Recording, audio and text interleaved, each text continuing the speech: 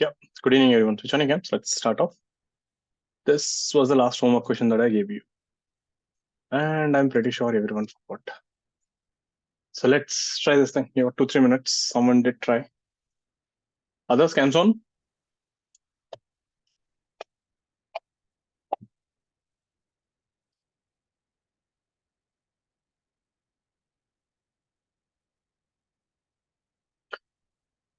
There, I'll explain the question again. So we have a heater here, and we have a piston. The thickness of the piston is D. The area of the piston is A. Conductivity of the piston is K. So heat can actually flow from the piston, but it takes time. It's not instantaneous. Like temperature inside and outside is not same. So the heater is continuously producing heat at a rate of q joules per second. There is n moles, temperature T naught, and helium gas. So multiple things are happening here. So whenever the heat is coming, it is used to increase the temperature. Some of the heat is flowing out, and piston is also moving. So you're also doing work on the atmosphere, isn't it? So there are multiple things that are happening at the same time. So the question was, find the temperature of the gas as function of time t and the speed of the piston as function of distance traveled. Take a minute or two, and I'll show you how to do this thing.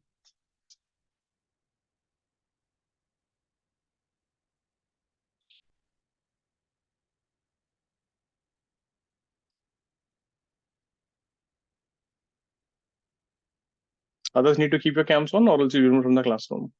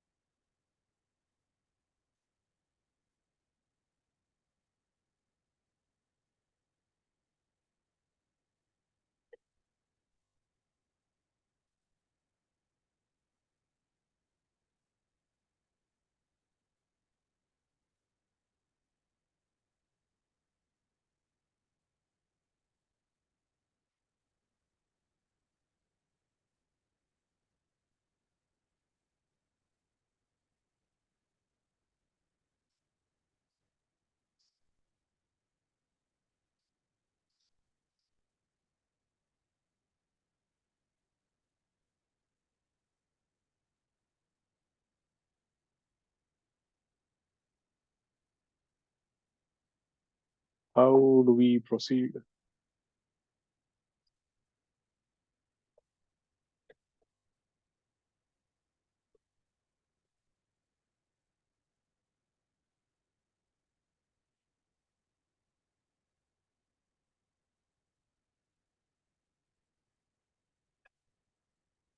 I have no idea. So let's see.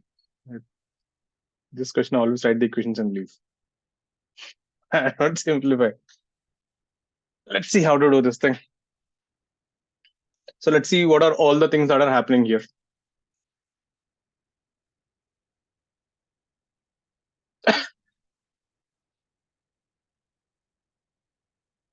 So always assume a final state.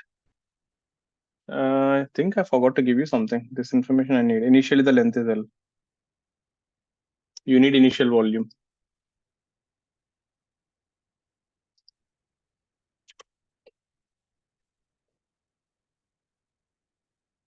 Akshay, this topic is over for you, right? In your classes, you have done this? Akshat. So continue, no?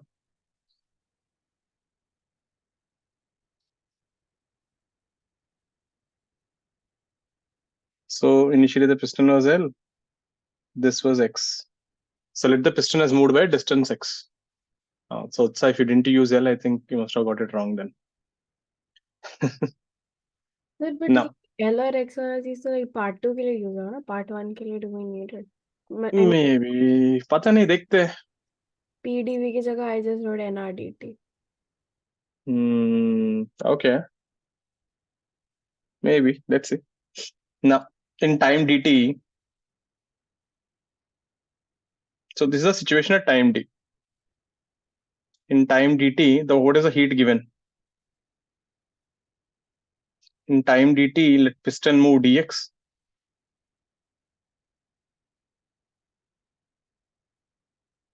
And let dq heat flow out of the piston.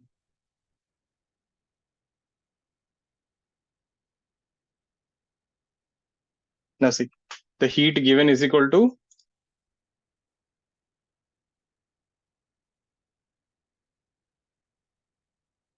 heat supplied will be change in internal energy of the gas plus work done on atmosphere plus the small heat that escaped plus the kinetic energy of the piston. Piston is also moving, right? But luckily it is massless. So anything else? Whatever heat I gave, you stored it. Something went out through the piston. You did work on atmosphere, and then kinetic energy of the piston. This will be 0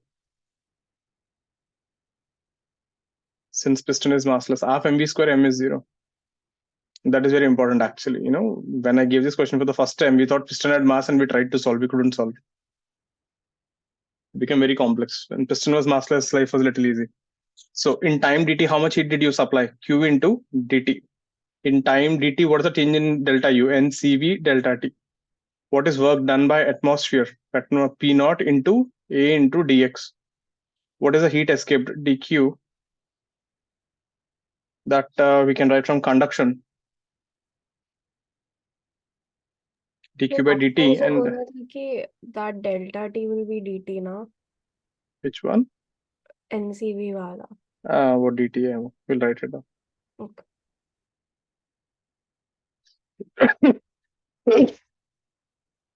The dq by the heat flow from the piston and temperature of the gas bt.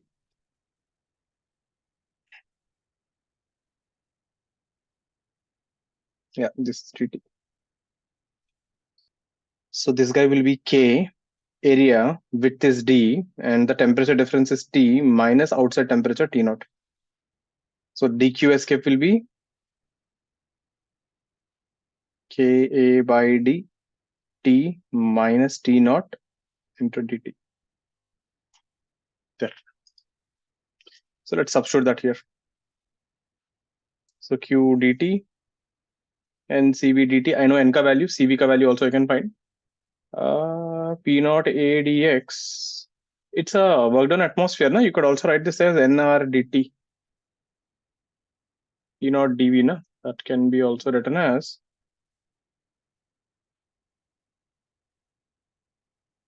can I do that? Work done on atmosphere. Because pressure of the gas is always constant, isn't it? Since it is massless, it's an isobaric process.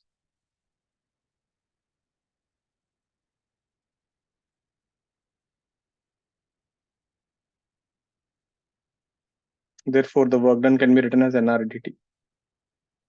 And this will be Ka small d T minus 2 small dt. Yeah, bring all times to one side. Q minus Ka by d T minus T naught d time. This is NCV plus NR. That actually becomes NCP. Kind of isobaric, so you could have written NCP dt. So yeah, we are done. So we get dt by Q minus Ka by d T minus T naught is equal to dt by NCP. This we have to integrate. Initial temperature is T naught to T and 0 to time. It's not a bad integration. We can integrate this. Let me show you in the next page. Have a look at this.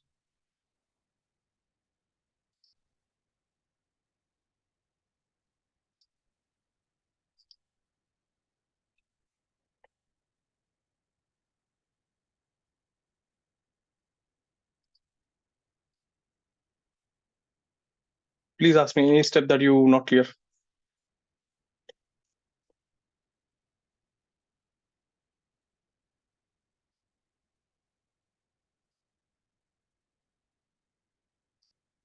So whatever heat you supplied, this whole term, right, is actually NCP dt because it's an isobaric process.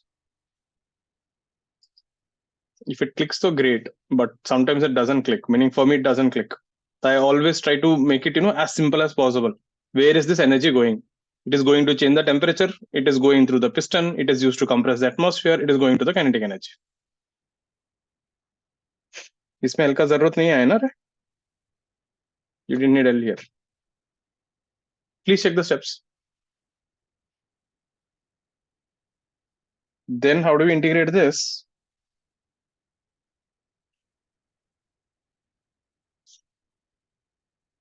dt by q plus ka t naught by d minus ka by d t integral t naught to t. This is dt by ncp integral 0 to t. This is like dx by ax plus b ka integral is 1 by a ln ax plus b. Hope you remember this. So this here, this entire term looks like b, and this entire term looks like kind of like a.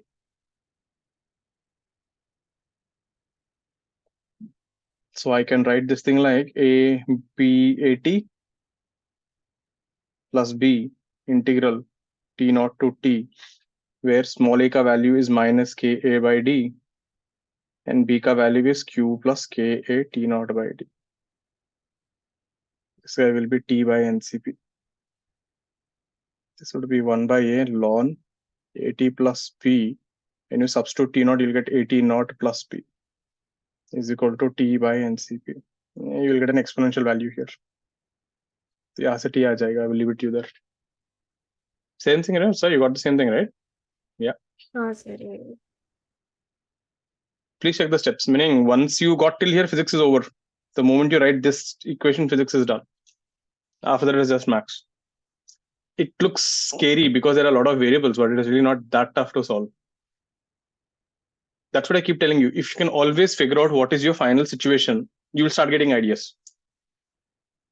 Always you have to start like that. Okay, after time t, let the temperature be t, let the piston move by x. Abhi kya ho raha hai? If I give a small time t, what will happen? That's how you always have to think.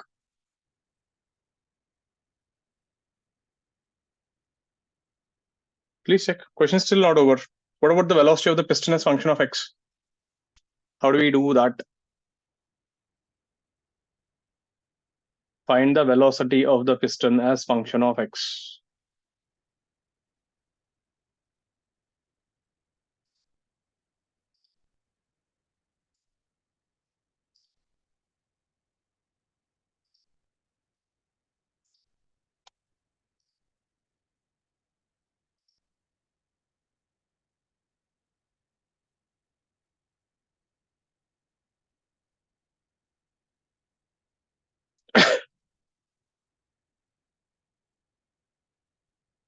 I think you won't need L here also, I guess. See. So initially, if you take this volume here,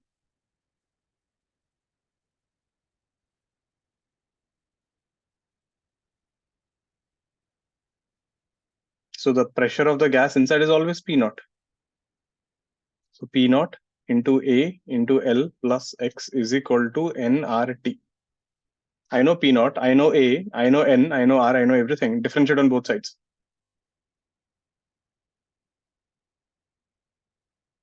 This would be P naught A, L is 0. This will be dx by dt is equal to nR dt by d time. Dx by dt is nothing but velocity of the piston.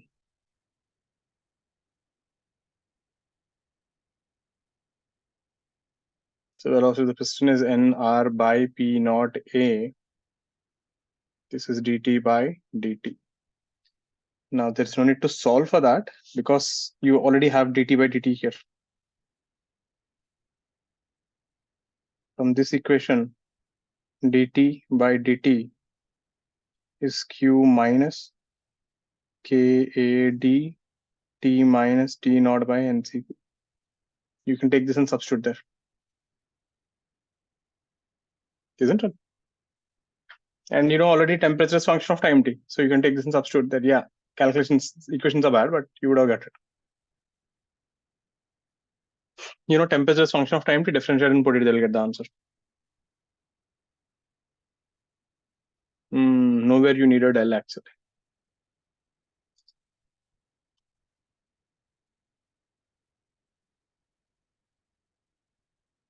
We can even harass more actually if you want. We can ask to find the maximum temperature of the gas.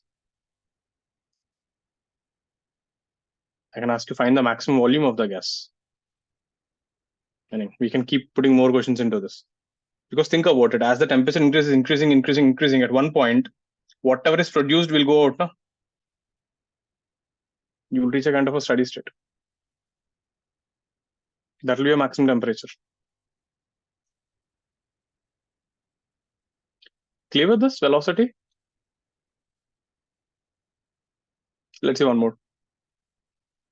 Any doubts on the steps? In this thing, the main thing is this one, If you have written this right, you have done 50% of the problem. Most people think, that's what I keep telling you. If you know what is happening and you can figure it out, ideas, mathematics will come. Most people think max is important. Itna equation se, itna integration hai. And getting this is important.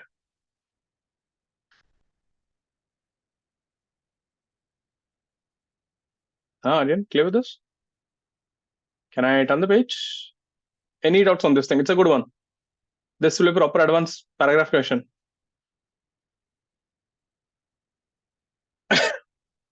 Let's see one more.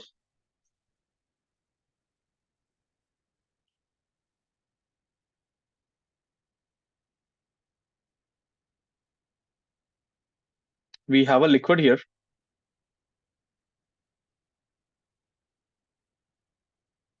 Mass m, specific heat capacity S, and temperature is 2 T naught.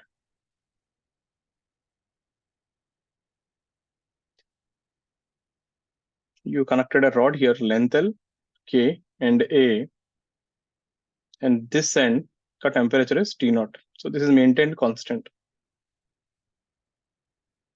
And this whole vessel is insulated, meaning there is heat cannot escape through the container. It can only pass through the rod. So whatever heat is there, it is only passing through the rod. Assume no other heat losses.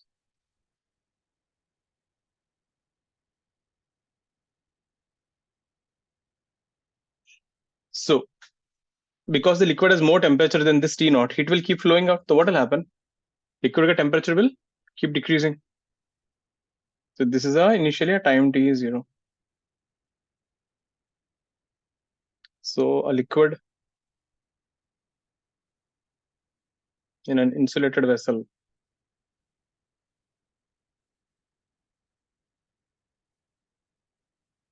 is in contact with the rod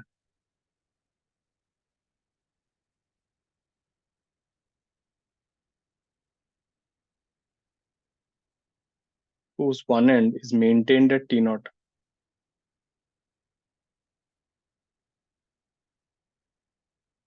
So because of this, the heat will keep flowing out.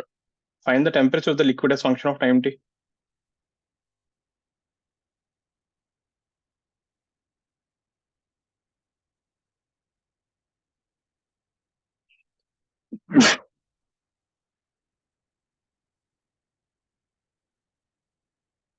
Now, as the heat is going out, what will happen to the liquid temperature?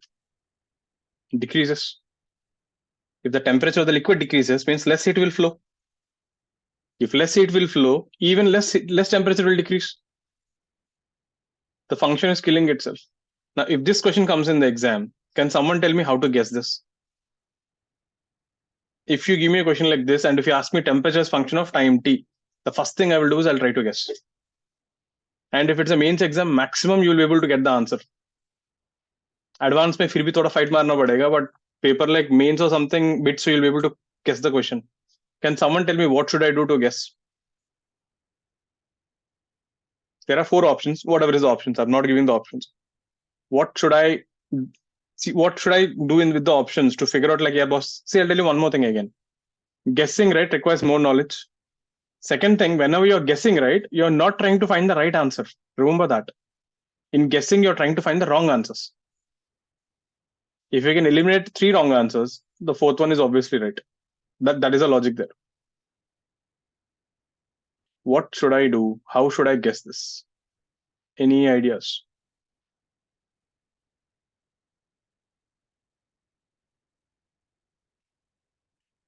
Guessing is a skill.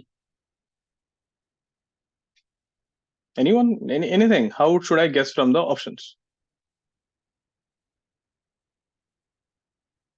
Maybe something like e power 11. Okay. ठीक है. Then all the four options are in e power only. अभी क्या करेंगे? Everyone should try. You guys are just waiting for me to answer, yeah? And then someone will be waiting for your seat in IIT. कुछ problem नहीं है. That's what you guys are not understanding. You guys think I will just chill out, let someone else answer, then someone else will take your seat in IIT or BITS. That Adrit, I already told you. So कुछ फायदा नहीं है. Then what else? All the four options have exponential. Now what?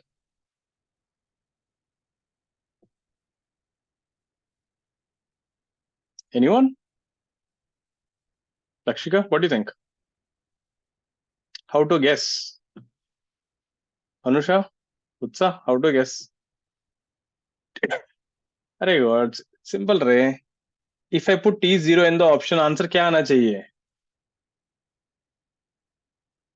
If I put T0 in the option, क्या आना चाहिए? 2T naught आना चाहिए. Temperature of the liquid initially is 2T naught. चलो इसमें से एक ऑप्शन एलिमिनेट हुआ. अभी तीन ऑप्शन है. अभी क्या कर सकते हो? What else can I put?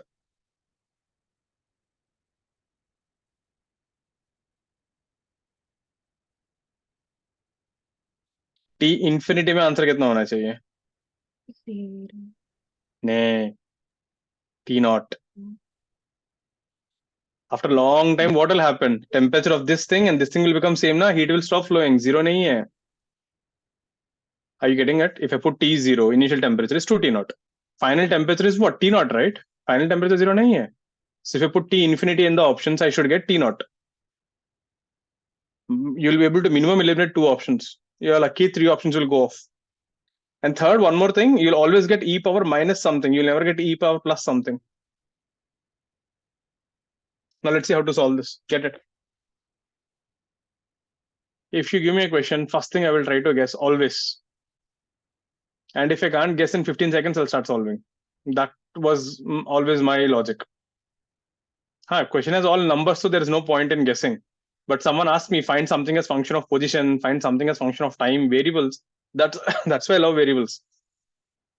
The moment you see a variable, you can guess.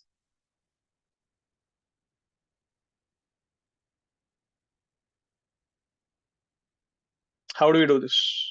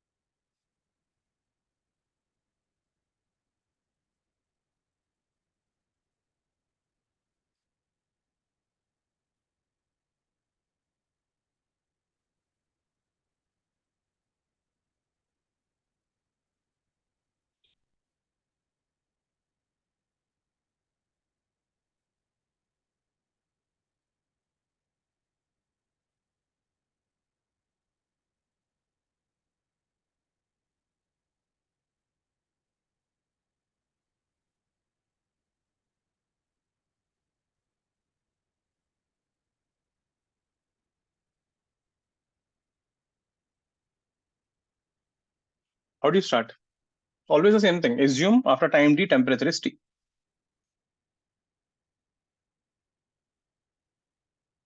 And in time dt, let dq heat flow and let the temperature decrease by dt.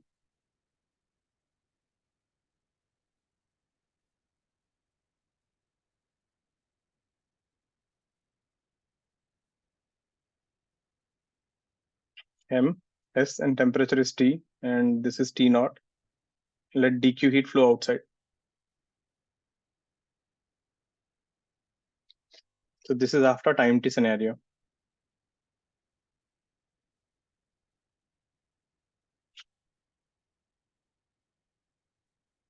So in time dt, let dq heat flow out. So dq will be ms minus dt, calorimetry. Why minus? Temperature is decreasing. Then from conduction, dq by dt is equal to k a t minus t naught by L. Take this and substitute here. So minus ms dt by d time is equal to k a t minus t naught by L. dt by t minus t naught is minus k a by msl dt. Integrate. Initial temperature will go from 2t naught to t, 0 to time. This would be ln t minus t naught. I'm directly putting the values t minus 2 naught, 2t minus t naught, minus k a time by msl. This will be t is equal to t naught into 1 plus e power minus k a t by msl. Check.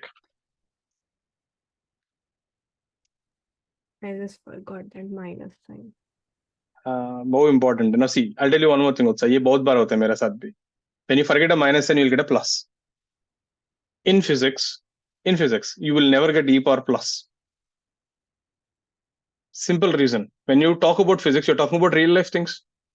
Energy, force, velocity, position, kuch bhi hai. Now, the moment you say plus, you're saying this quantity can go to infinity. In real life, nothing goes to infinity. So the moment you got a plus sign, understand you goofed up. Go back and find a minus sign, put it. That is one thing you can remember. Meaning in my last 15, 16 years of teaching, I never seen e power plus in physics. Max mein dikhega. Those are functions mathematically. Because the problem is in physics, the moment you say e power plus something, you're talking about a real thing, and real things don't go to infinity. Clear with this?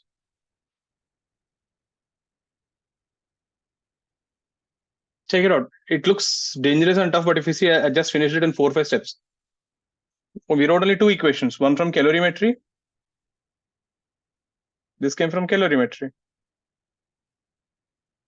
And I could have made this question more tougher by putting 2 containers. This is from conduction. A better version of this question, you know what? There are 2 containers. So in this also, there is a liquid M2, S2, T naught, M1, S1, 2 T naught. So when the heat is flowing, this temperature also will change, this temperature also will change. That would be even more fun, but yeah, you got the idea.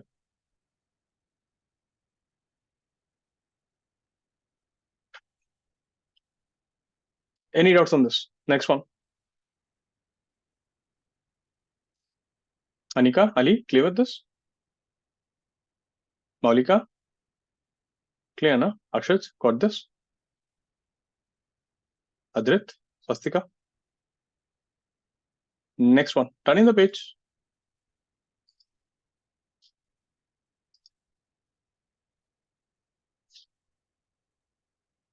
We have a lake here.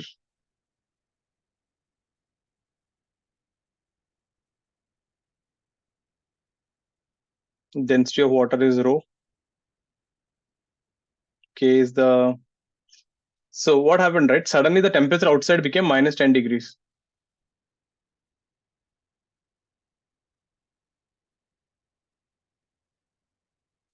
Temperature drops to minus 10 degrees and ice starts forming on the surface of the lake. And because ice is lighter than the water, it floats. If ice had been thicker, ice would sink and the ice will start forming from the bottom of the lake. And within a month or so, the entire lake will freeze. All the fish will die and the story would have been different. The whole reason we have evolution or the species have evolved because the ice floats. Ice ages, there is something called an ice ages. If you ever heard about them, these things lasted for thousands of years. So if the ice actually had been denser than water, and all the oceans would have been frozen, and nothing would have survived. Nothing would have existed because it is lighter. It floats and it forms a barrier and does not let the heat escape. It's very difficult to form 1 meter thick ice. It takes months. In Antarctica, the thickness of an ice layer is almost 1 to 2 kilometers. it is the life of that ice is almost 5 million years. It took 5 million years to form a 1 kilometer thick ice. It's very difficult to form ice. Let's see why. You'll see how much time it depends. So temperature drops to minus 10 degrees and the ice starts forming on the lake.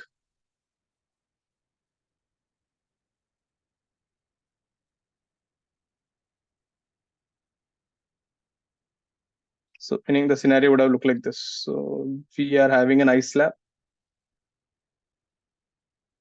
K is the conductivity of ice. Temperature outside is minus 10 degrees. There is still water here. And this thing is 0 degree, isn't it? Until all the water freezes to ice, temperature won't go below 0. Now in this process, what is happening? The heat is flowing from the water to the atmosphere through the ice, because of which you are getting more ice. So find the thickness of the ice as function of time t. Initially, there is no ice.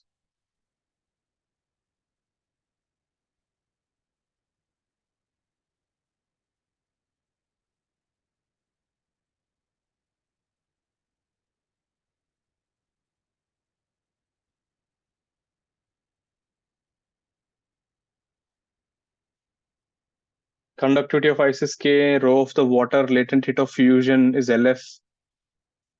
All those data you have. So when the outside temperature is decreasing, water temperature also will start decreasing. But if the outside temperature goes to negative, the water will be stuck at 0. It will start forming ice.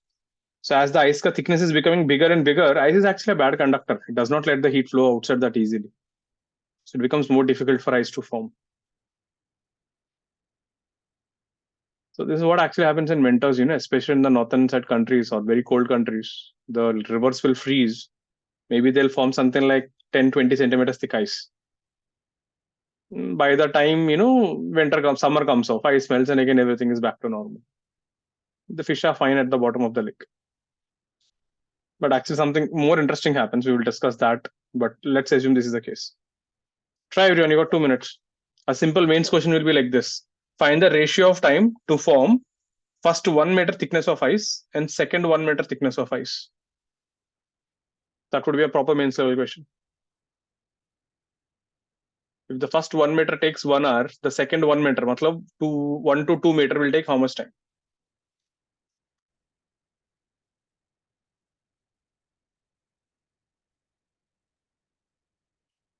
Anyone not clear with the question? Confused, please ask.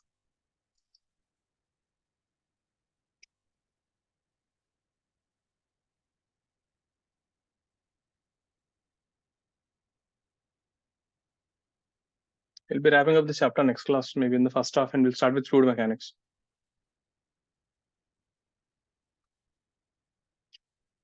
Finish off. This is the last one, and conduction. After this, we'll start with radiation.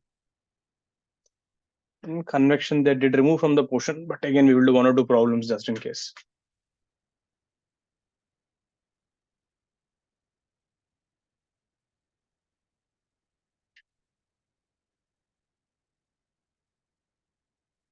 Anyone confused with the question? Anything you're not clear? Please ask.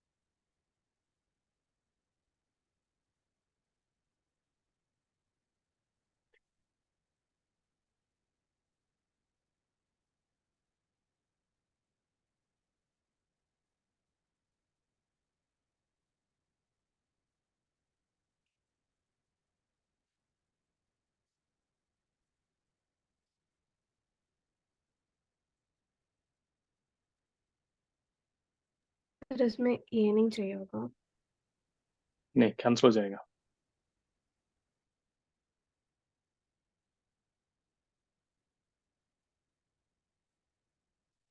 The larger the lake, agreed, more heat will escape, but you also have to form more ice. Start like this. I already gave you the diagram there. After time t, let the thickness of the ice be x.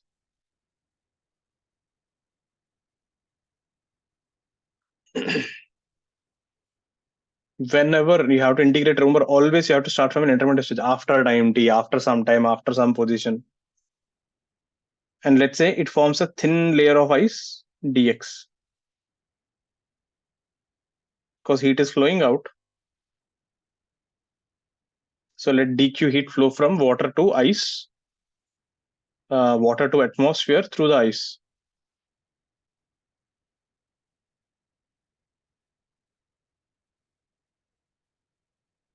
In time dt, let dq heat flow from 0 degree water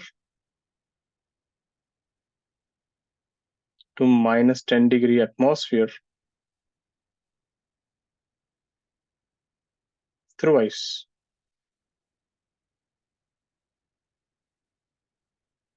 Code 7 KT. Clear? Now, from calorimetry, we know TQ will be mass into L into fusion. But what is mass? Density of ice, area into thickness. That is the mass. This comes from calorimetry. From heat transfer conduction, dQ by dt is equal to Ka. Initial temperature is 0 minus of minus 10 by thickness x. So here what is changing is the thickness of the ice slab. So Ka delta T by L mein L is changing. Take dq and substitute here. Rho A L fusion dx by dt is Ka 10 by x. Area cancels. This will be x dx is equal to 10 K by rho LF into dt. Integrate 0 to x, 0 to time. This would be x square by 2 is equal to 10 K by rho latent rate of fusion into time. That's your answer. Now from here you can see the time taken to form ice, T, is proportional to x square. Therefore, time taken from 0 to 1 meter by time taken from 0 to 2 meter will be in the ratio of 1:4. Therefore, time taken from 0 to 1 meter by time taken from 1 meter to 2 meter will be 1/4 minus 1. 1:3 ratio. Means for the first 1 meter, if it takes 1 hour, second meter will take 3 hours. Third meter will take 5 hours. So it will be in the ratio of 1:3:5:7. Remember, we did this thing in kinematics. Particles drop from a building, find the time taken. Something similar.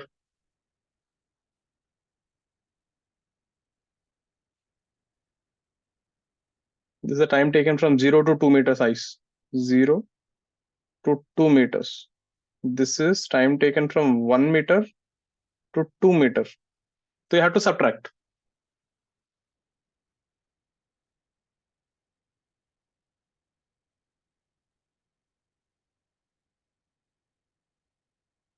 So if the question is find the ratio of time taken to form 1 meter and 2 meter, then 1:4.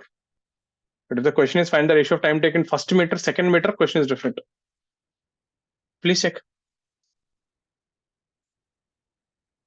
That's it. One conduction, one calorimetry equation. This is your equation 2. So this is something, right? You can remember. It will be useful in mains level questions or bits level questions. Sometimes they really don't want you to find the whole equation. They'll just ask you for the ratio. So the time taken to form ice is proportional to x square. Thicker means the longer the thickness, meaning 1 meter ice, if it takes 1 hour, 10 meters ice will take 100 hours.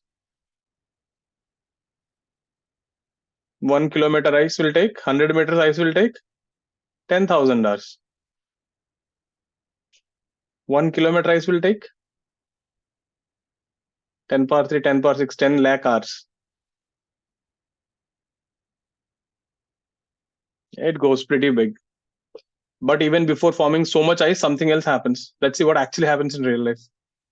Everyone clear with this page?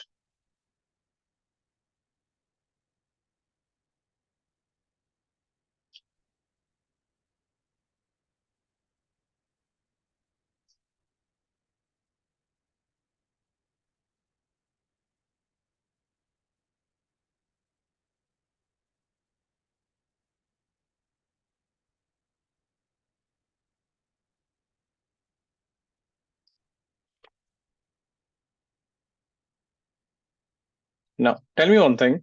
Let's say suddenly outside temperature drops to minus 10. What will be the water temperature then? It will go from, let's say, 10, 9, 8, 7, 4. When you reach 4, what happens? Water has maximum density. Yes. So when the ice starts forming, the bottom of the lake is not 0 degrees. The bottom of the lake is at 4 degrees.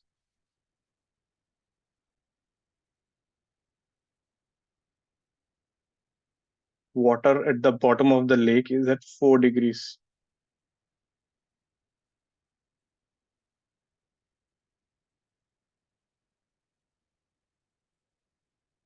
Because at 4 degrees, water has maximum density.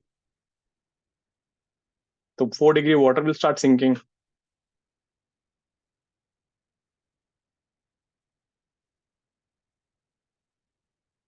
And now what happens? Earth ka core, right? There is a heat coming from the Earth ka core.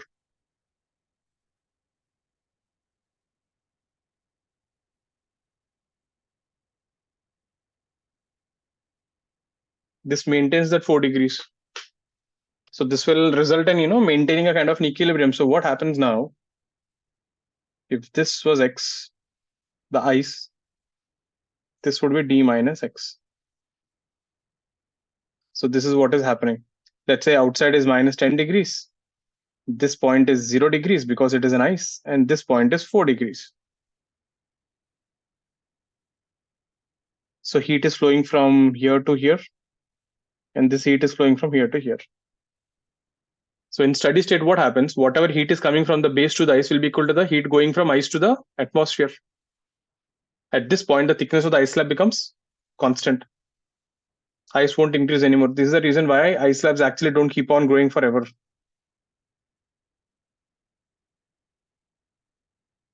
So heat flowing from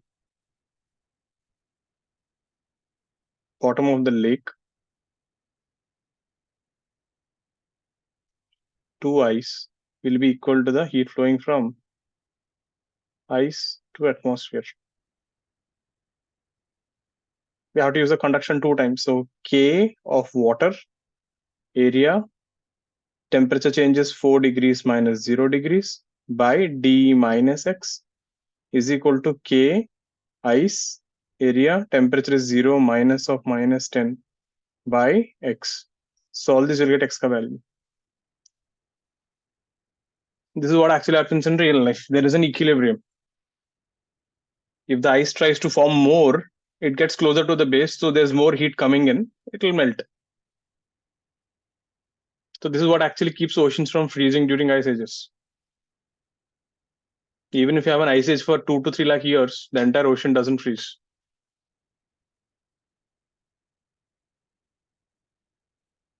Please check.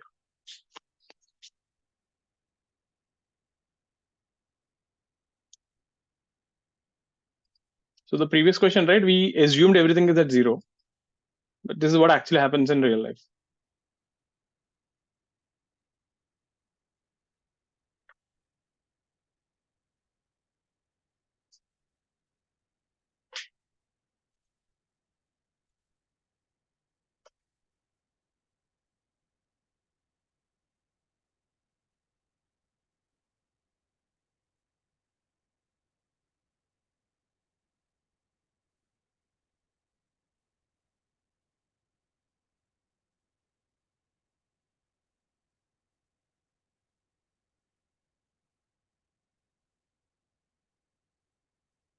Clear? Next one.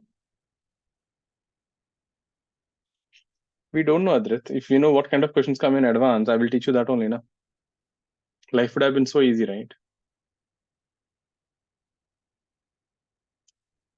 Why will I even teach a class? I'll start selling questions only. Isn't it? I will take up some clients and they say, want to pass advance? I can give you the questions and I can charge money for each question. What do you think?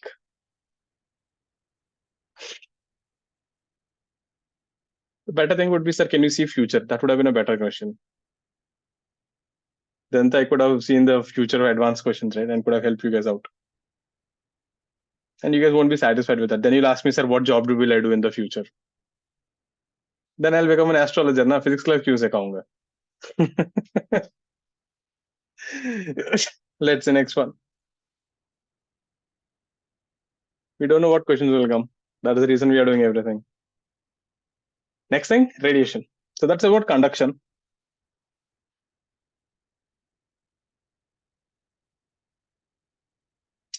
So what's radiation? Like last time I told you, right? What's the difference between conduction, convection, and radiation? It's like if you're sitting in a class and let's say I have to send a marker or something from first bench to the last bench. If I give it to the first student gives to the second student gives to third gives to fourth, and fourth gives to fifth. This is called conduction. The energy is transferring from one molecule to another molecule. In case of convection, I take the marker, I walk and give the marker. This is convection. The material is actually transferred. In radiation, I just throw the marker. It's like a photon. Making sense, the analogy? In all the three cases, the marker has gone from first bench to fifth bench, but there are three different ways I can send this. I can take it, I can pass it on, I can throw it. The radiation is a third one where you throw it. So according to classical theory of electromagnetism, let's say, what is this?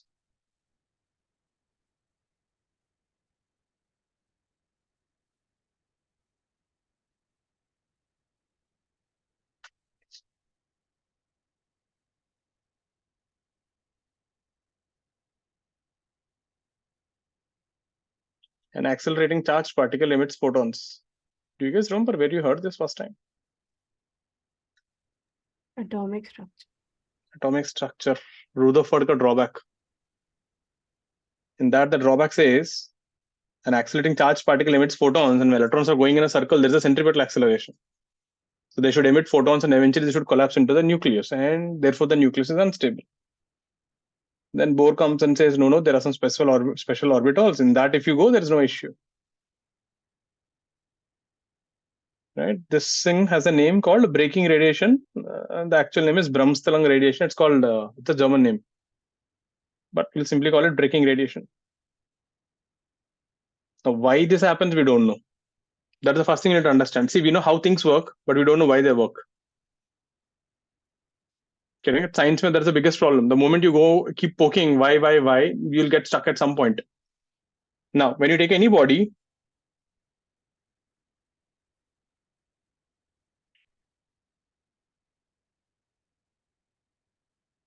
with a temperature greater than 0 Kelvin, right? The molecules or the free electrons are in constant state of vibration or motion.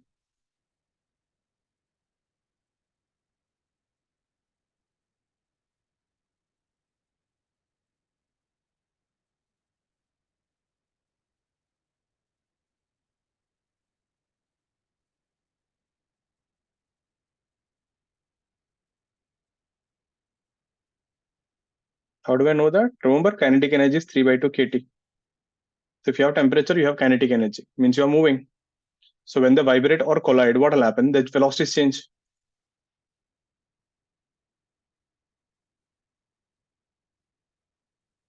And if the velocity changes, they accelerate.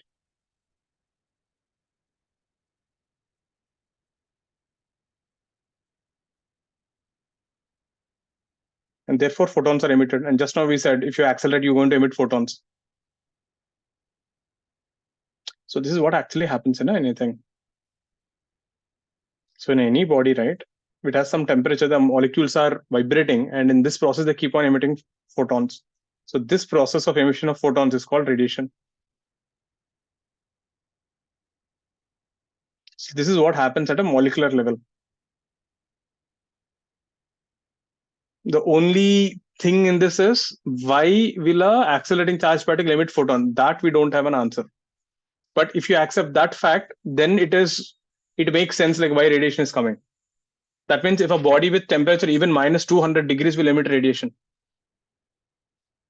any body with a temperature greater than 0 Kelvin emits radiation.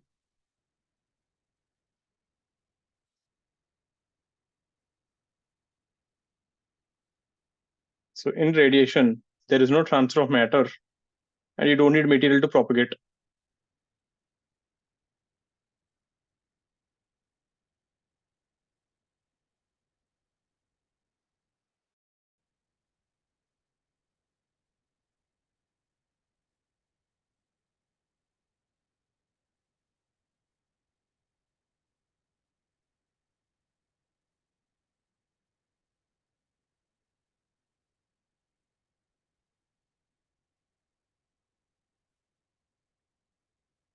Have a look at this.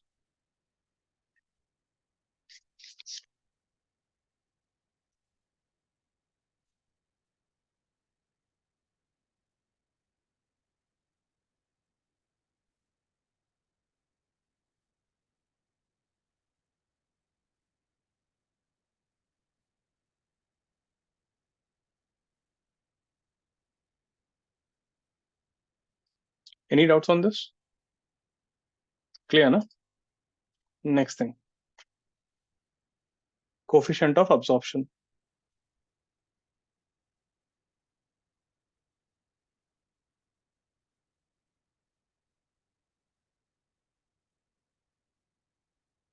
We represent this with a small symbol A.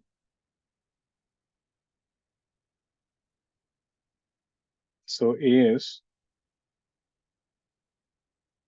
energy absorbed by a surface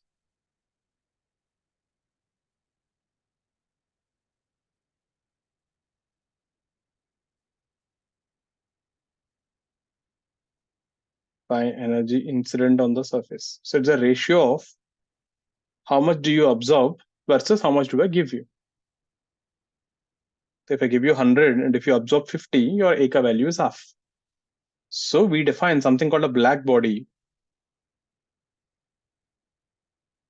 For black bodies, A is equal to 1. Remember, there's only one definition for a black body. It absorbs all the radiation that falls on it. That's it. So people actually mistake black body for something. Let me tell you what it is. It absorbs all radiations that falls on it. Basically, it has no reflection. So a black body, listen to this statement. This is the most weird one. A black body need not be black.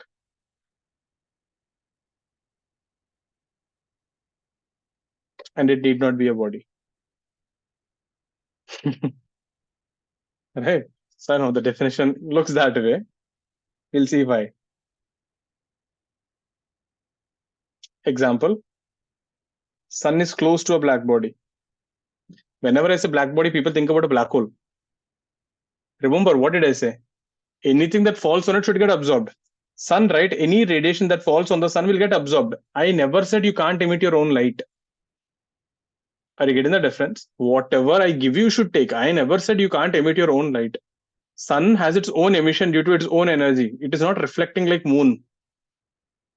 I hope you're getting the point. A black body does not reflect. Clear? But it can emit its own light. So sun is actually close to a black body. This is where people get confused. They think like, black body matlab black hona chahiye. It should be like a black hole. Not necessary. Sun is close to a black body. So a black body can have its own emission. I never said, it can't emit its own light. We only said one thing. Anything that falls on it, you absorb. Bus discussion closed. A black body can have its own emission.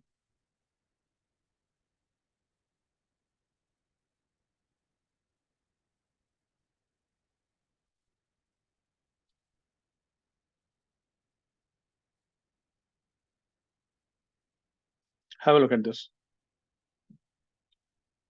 Let me give one more example.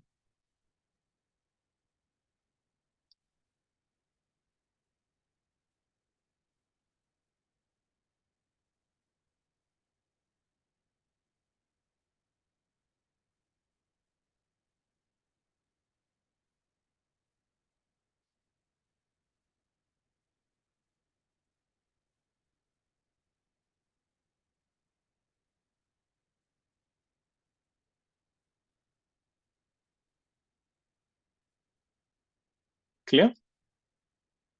Now, there is something called Ferri's black body. This will come in HSC. 2 marks question tha wo. Explain Ferri's black body.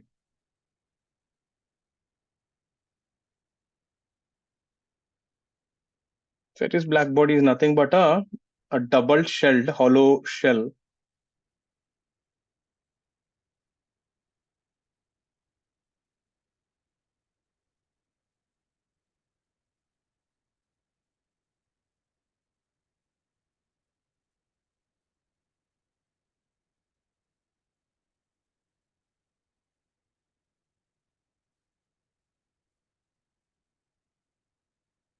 So inside you coat this with lamp black.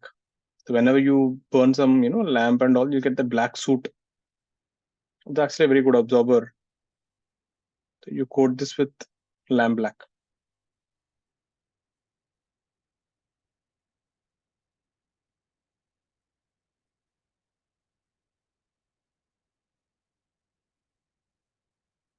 It's a double hulled shell. So here the concept is any radiation that falls onto this hole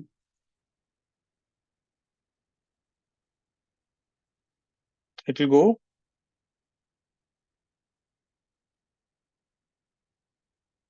it will hit, it will bounce and gone. Matlab, it will just keep bouncing forever. It will never come out. That is the whole reason, to keep this edge.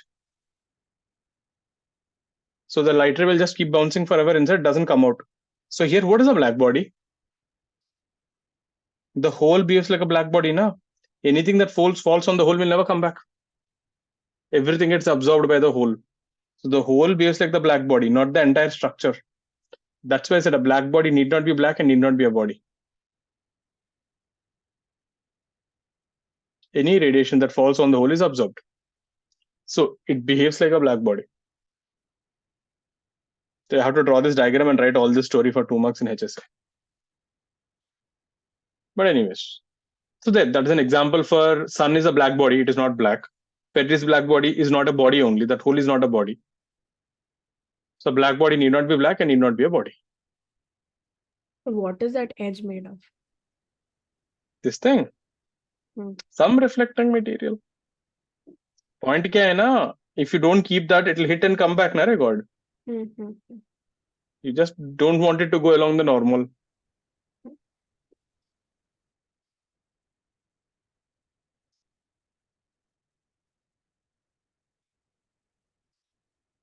Clear, everyone?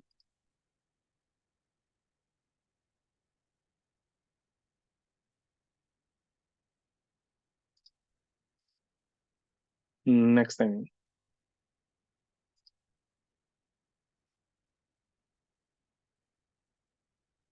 Let me show you the right now, right? The one that is closest to the black body.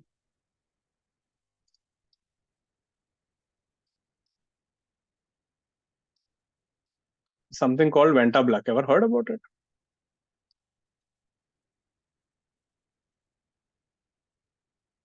Venta black is actually made of a carbon nanotubes. When some radiation convert to heat during collisions. Yeah, there will be some dissipation. वो तो है हर बार होगा. We are almost taking ideal cases. So if you see this, Buckminster Fullerene, C60, all these things, right? Carbon nanotubes. The funda there is when a light ray falls onto this thing, the light ray just keeps bouncing between the molecules, kind of like TIR. So this carbon compound, there's something called Venta black. It's the darkest material. It absorbs 99.9% of the light. That is Venta black 1. I think last year they created Venta black 2. This thing absorbed 99.997. pretty expensive. Only Batman can afford it. So regular people like us can't even see that except maybe in YouTube or something. So there's this guy who wanted to, want to make a ninja dress. Now imagine you have a dress painted with Venta black and you start going in the night. And if someone shines light on you, what happens? Just imagine, you have a room, right, coated with Venta black or anything. And generally, if you shine a light, what do you see? When you shine a torchlight, the light goes here, hits the wall. Actually, there is a reflection, isn't it? That's why you can see there's a wall. But if nothing gets reflected, what will happen? The light will just go and gone, right? You don't even know how far is the wall. The room will be pretty dark. So we have a material like that called Muso Black. It is a cheaper version. Let's see how that looks. So what is the use of making all this? क्या ही Hey आता है? everyone, today I'm going to be Hey, showing Batman ka dress black color. बस उतना ही. Hey, that is sufficient, right? What else you need? As long as Batman is there, anything is justified.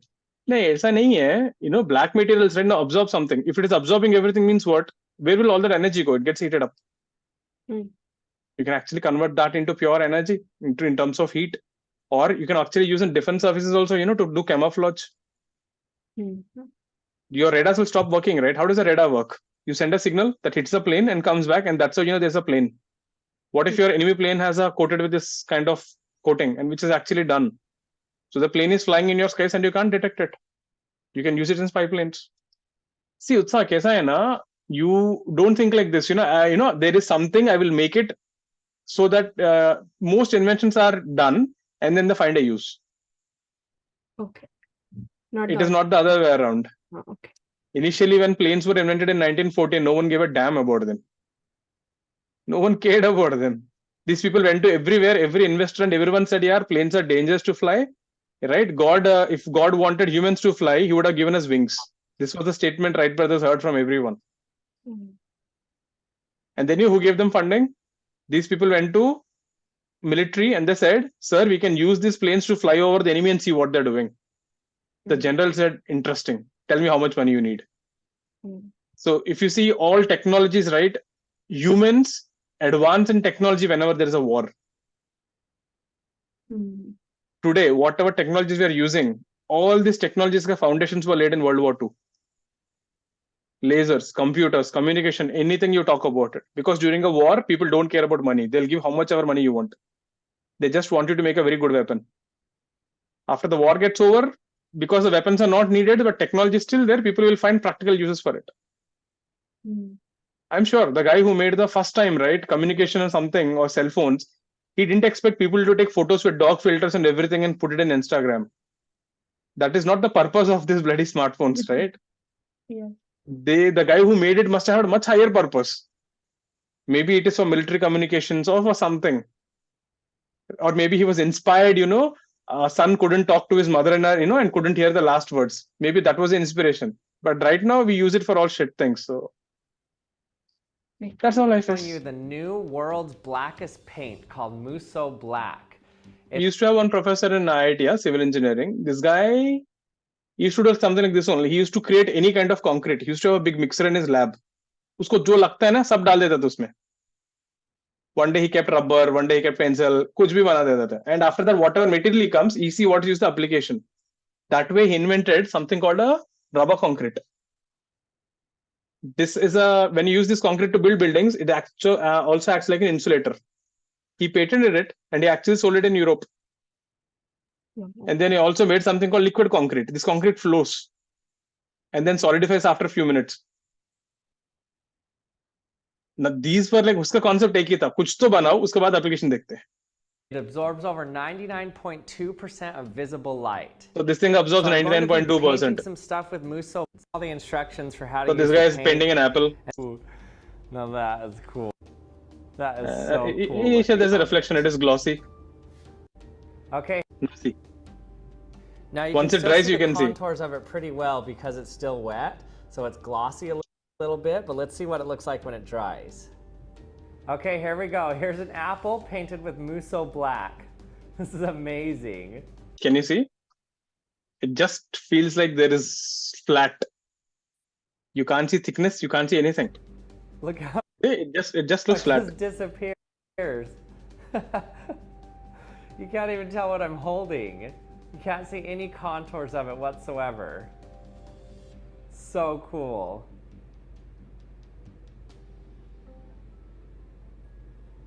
If you put this behind a background, can you see? It just feels like there is some black hole on a screen, isn't it? It looks pretty weird. Matlab, the black which we see every day, that is not black. This is something else. So cool. Look at this from all angles here. That is the coolest thing I've ever seen. Okay, this is my favorite thing I've ever painted. Now see, This if you is just so go from this, cool. it just becomes flat.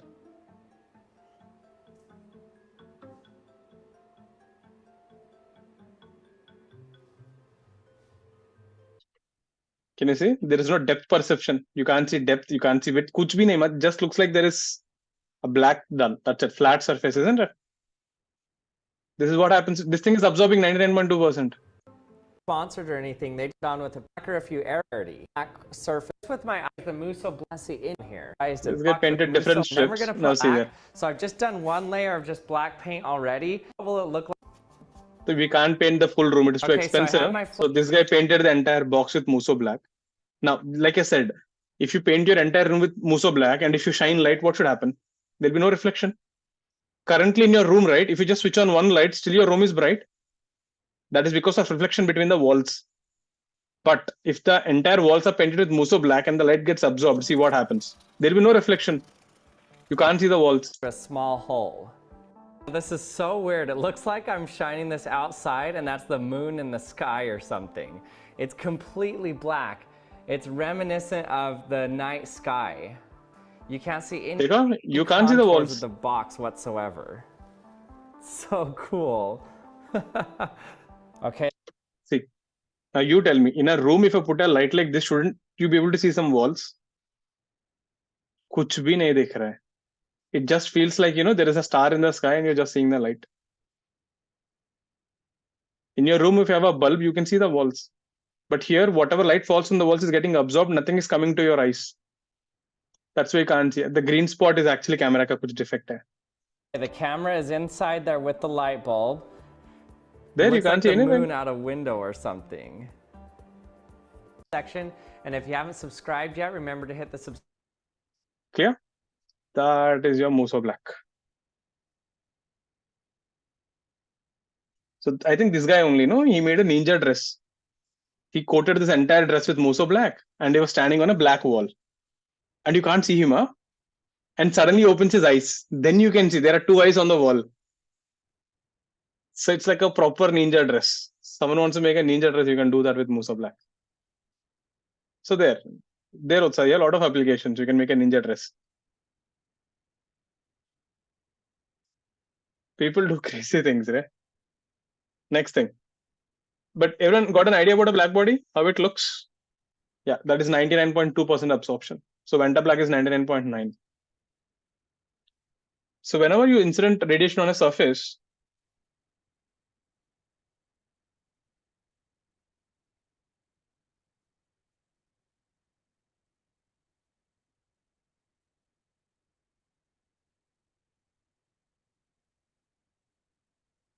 three things happen.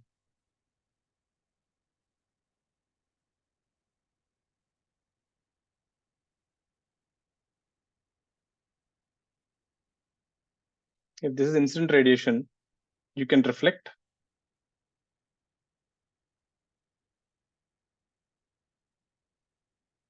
You can transfer. Transmission, maybe light ray goes through the glass. Or it can get absorbed. That's it. One of them should happen. Either you reflect, absorb, or transmit. So the total energy Q is given by Q absorption, Q reflection, plus Q transmission. So if you divide this, you end up with Q absorption by Q plus Q reflection by Q transmission by Q is equal to 1. So here we define this thing as A plus R plus T is equal to 1. A is called coefficient of absorption.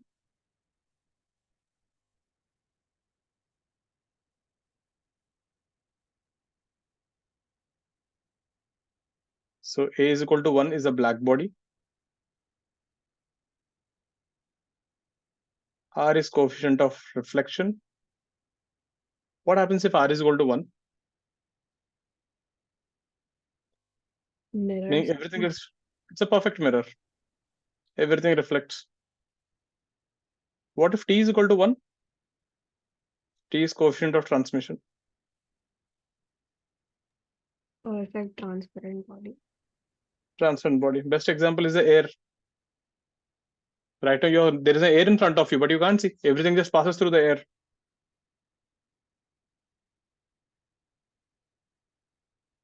Consider transparent. There. Again, just a bit of a theory, not much anything on this. So whenever radiation falls on it, these three things can happen. Either you absorb, reflect, or transmit.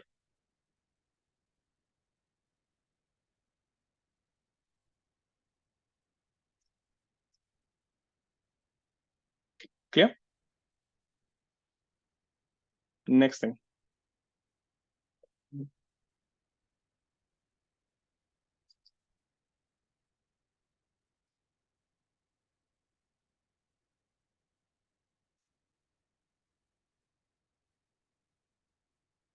Next thing. You have definitions here. Spectral energy density.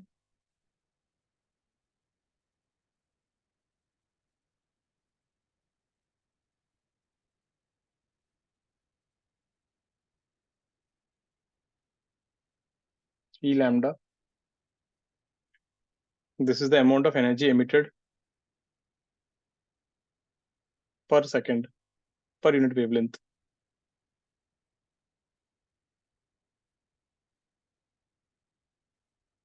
We will talk about more in detail later on in Wien's displacement law.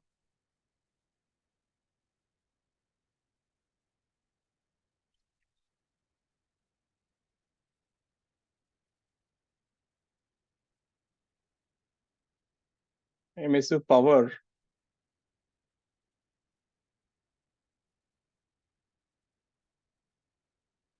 is the amount of energy emitted per second per unit area in the form of radiation. Now this is important in terms of units and dimensions. Exam will ask you like this: find the dimensions of emissive power. If you actually see the dimensions, this has dimensions of intensity. Energy per unit time is power, by area becomes intensity. So for some reason they call it emissive power, so be careful. So if they ask you the dimensions of emissive power, you have to write intensity ka dimensions.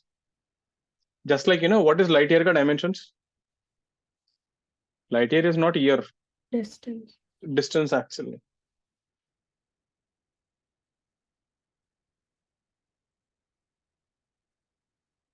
Kirchhoff's law of radiation.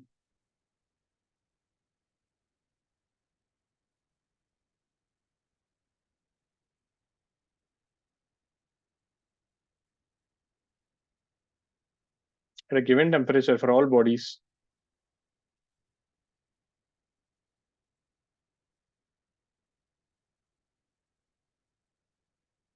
the ratio of spectral emissive power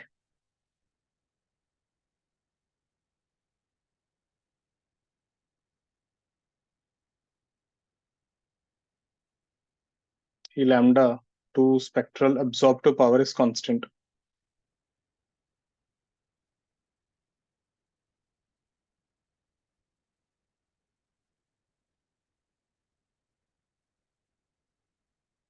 What it means is, it says E lambda by A lambda is constant. So this implies E lambda is proportional to A lambda. Means, see what it is saying. If a body is a good absorber, what this says is, a good absorber is also a good emitter. If you absorb good, you should also emit good. A bad absorber is also a bad emitter. So this Kirchhoff's law radiation, indirectly what it is saying is a good absorber is good emitter, and vice versa.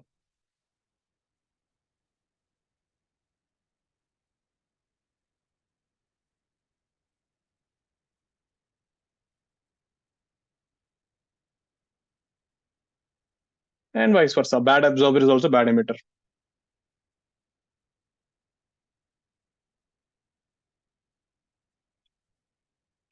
Think about it. What if you have a good absorber and a bad emitter? If you have a good absorber but a bad emitter, what happens? You'll keep on absorbing more and more, but you'll emit less and less. Means your temperature will just keep on blasting off, right? If you're absorbing more and you're emitting less, eventually your temperature will just keep going up. Clear? Any doubts on this page?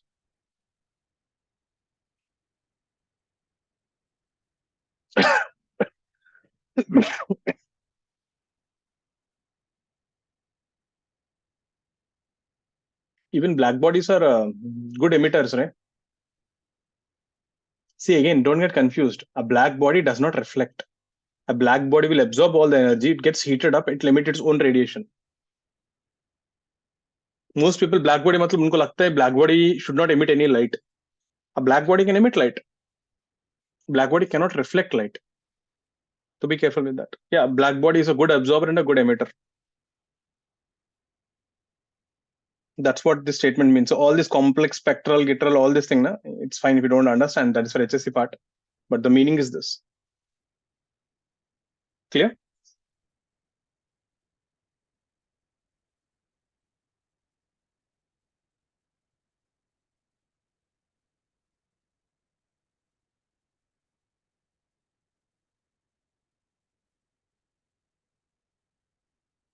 Next thing.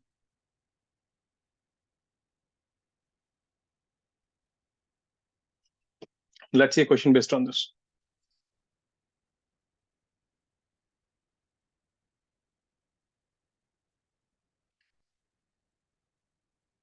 You took a black body and a normal body of same dimensions.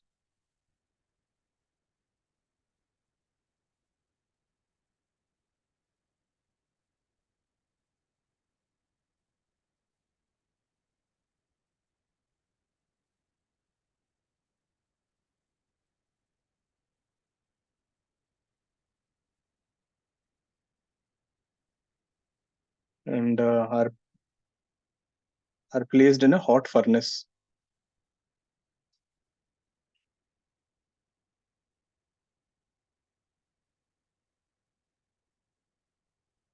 So what happens to the, or you can say, who is more bright?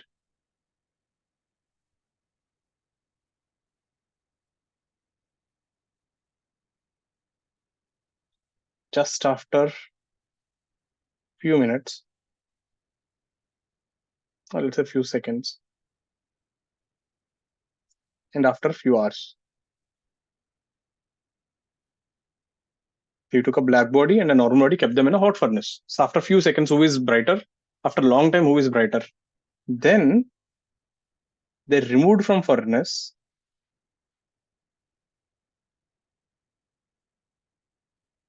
and placed in a cold, dark room.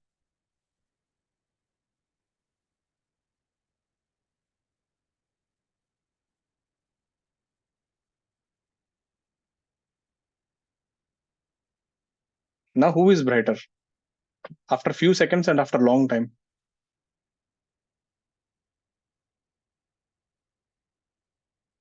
The black body or the normal body?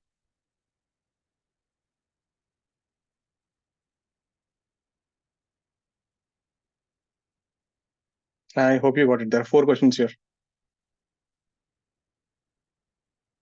In the first part, you kept them in the furnace for a long time, and then you took them and kept them in a dark room.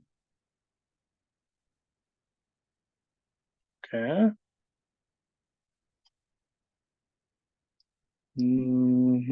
Right.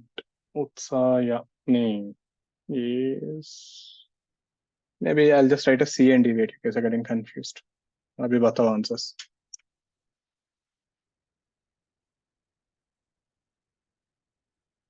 Normal body and B. Just type your answers again. I didn't understand what you guys typed actually. Aryan. Okay. Normal body and a B. Think. I'll give you a minute, then I'll show you.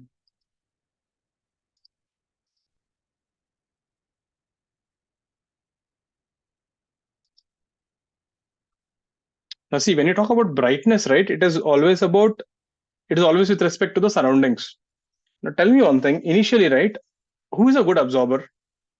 Black body or a normal body? Black body. So if you keep this in the furnace, let's say this is the normal body here, and this is your black body here. So this is what happens. Because black body is a good absorber, it absorbs more radiation initially compared to the normal body.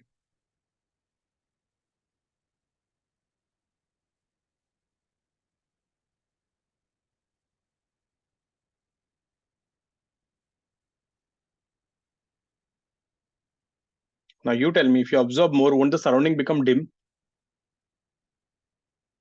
If you're absorbing more light from the surrounding, the whole region will become dim, right?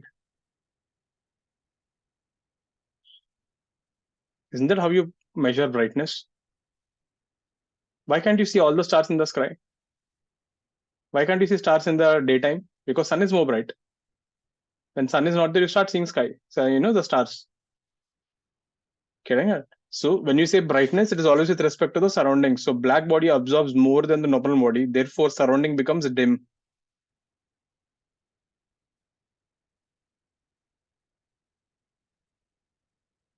So therefore, initially, the normal body will be the bright. After a long time, whatever you're absorbing, you're emitting. So both will be same. They reach a steady state. The only difference is black body is taking 1000, it is giving out 1000. Normal body is taking 200, it is giving out 200. In steady state, absorption is equal to emission. So it doesn't matter how much you absorb, you're giving out everything again. Absorption is equal to emission. So the whole thing will look same. Actually, now what happens, the whole thing will be looking like a furnace only. You can't even differentiate. Then what about C? Now you keep them in a cold room. Who will lose more heat? Who is a good emitter? Black body. That means the black body will try to cool down faster. So it starts emitting more heat. So who will look bright? The black body.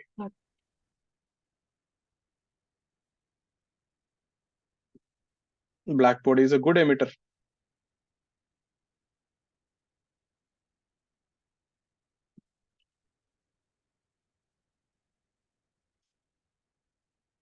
So C ka answer is black body.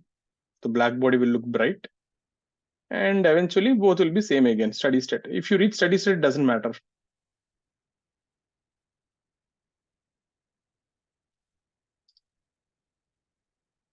Do have a look at this. Let me see how it looks.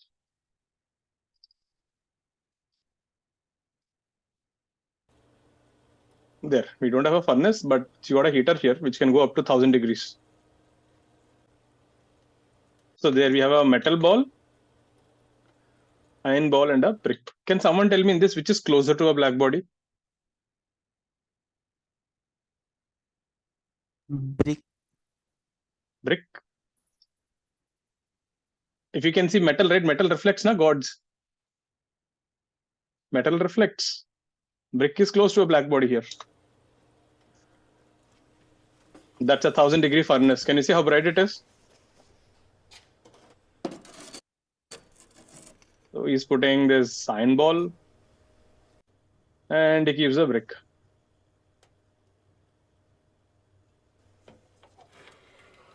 Keep them in the furnace, 30 minutes. You can't see them. Because absorption is equal to emission, right? They just have the same temperature as the surrounding. But did you notice something? When they kept it initially and finally, he will show the picture. See, you can see the difference. This is initially. This is finally. Did you notice the difference? Initially, both of them are absorbing energy, na? That's why pura surrounding dim ho gaya, dekha? In the upper ka diagram, right? Can you see the background? That is because these two bodies are absorbing so much light, the overall area became dim. In the second case, they reach steady state, absorption is equal to emission. You can't even see it. It's just so bright. That iron ball, can you see it? Just gone. The brick still, it looks little blackish. So that is the reason, right? Black body will be less dim. Reflecting body will have more brightness. Is this diagram clear, everyone? And now you take out them. So brick is our black body. The iron ball is your normal body. Normal body is more bright. You can see the black spots on the brick.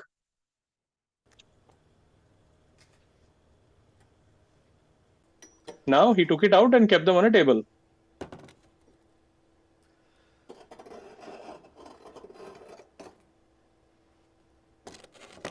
So the brick is a black body. Remember, who will cool down faster? The black body. Hence, it is already becoming dark because it is emitting energy at a much faster rate. Now, if you give enough time, eventually the iron ball also will become black.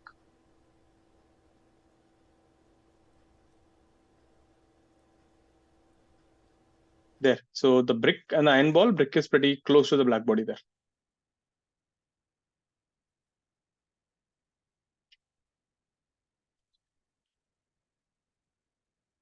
Clear, everyone? Take a break. Come back with 7.5. We'll have a shorter break.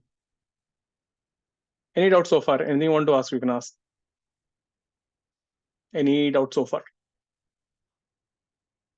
But there, that's how a black body, this emission and all this stuff is. Take a break. Come back with 7.5.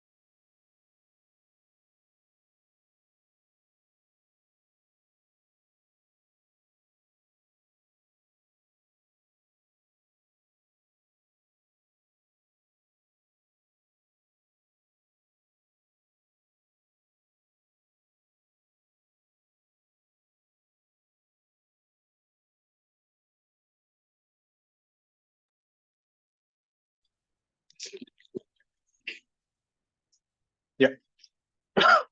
Let's say a question. The next one.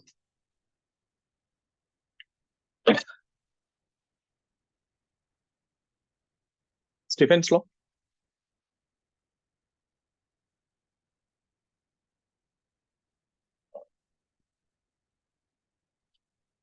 What Stephen's law says is,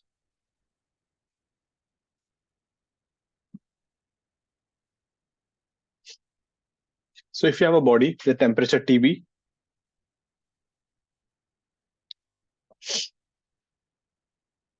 this thing starts emitting radiations.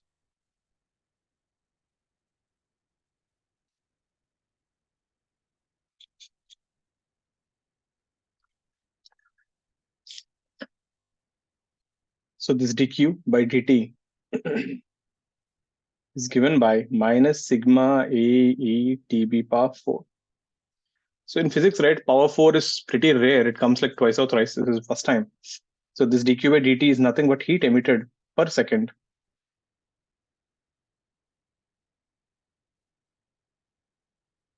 In the form of radiation.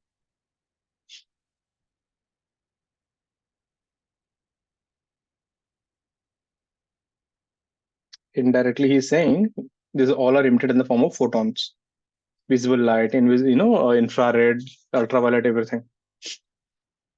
So in this, your negative indicates heat is being lost.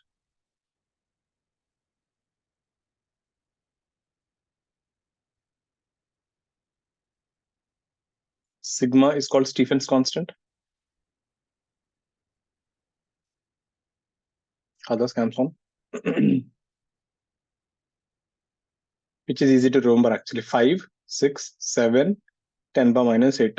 Units are also important. Watt per meter square, Kelvin power 4. They can ask you this as a units and dimensions. A is the surface area. TB is the temperature of the body in Kelvin.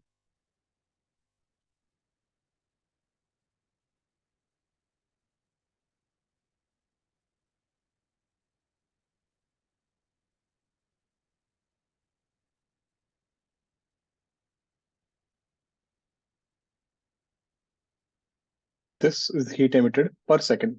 And if you observe here, this is independent of surrounding temperature. How much you emit outside, he is called coefficient of emissivity.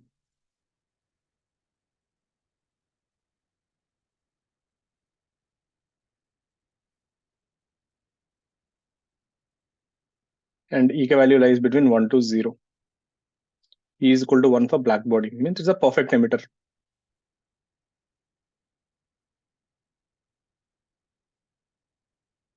And if you observe something here,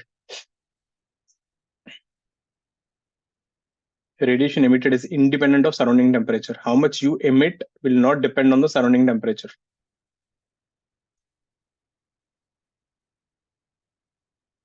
Meaning, if you take a body at minus 200 degrees and put it in a furnace of 1000 degrees, still it emits radiation. But it will absorb more. That's a different story. If you absorb more, net heat is there.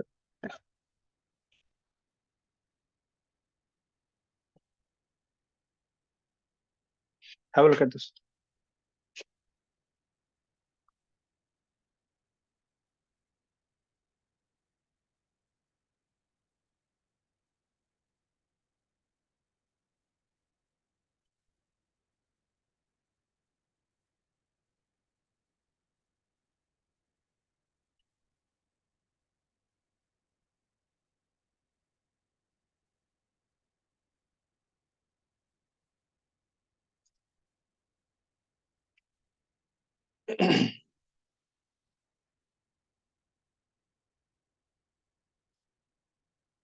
Clear?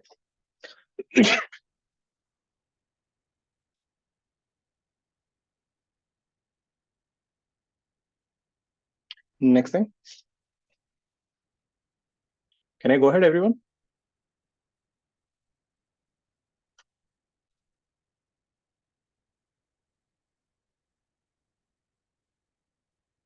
Prevost theory of heat exchange.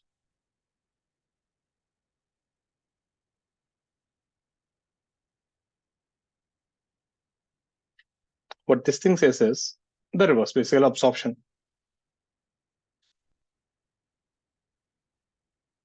The energy absorbed by the body depends only on the surrounding temperature.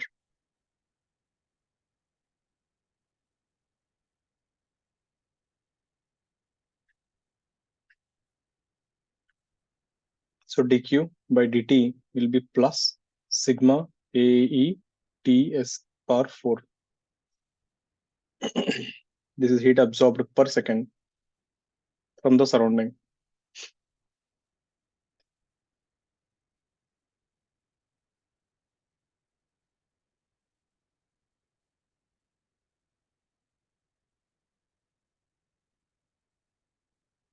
And this is independent of temperature of the body.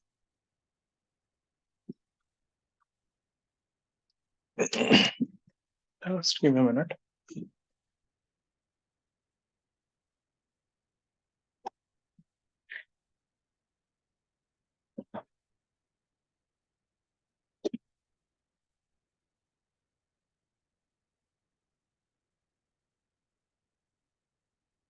So how much you absorb does not depend on the temperature of the body. How much you emit does not depend on the temperature of the surrounding.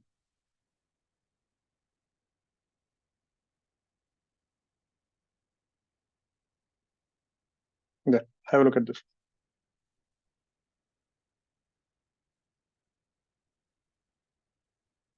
Now, if we combine both of them,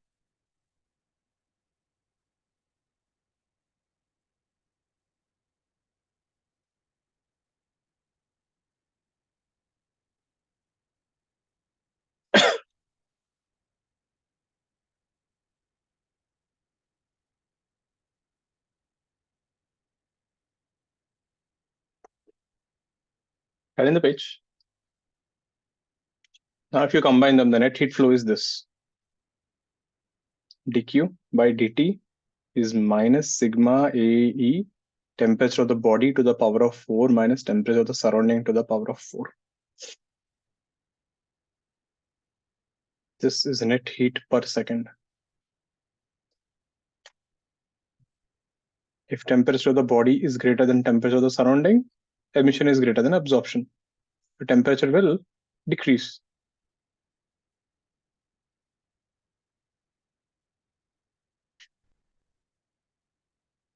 The surrounding temperature is more, absorption is more, your body temperature will rise.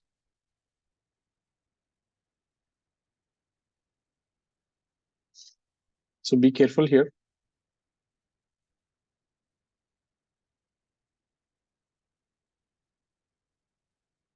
If a body at minus 100 degrees is placed in 1000 degrees furnace, it still limits. Never think like, emission will stop. Emission will keep on happening.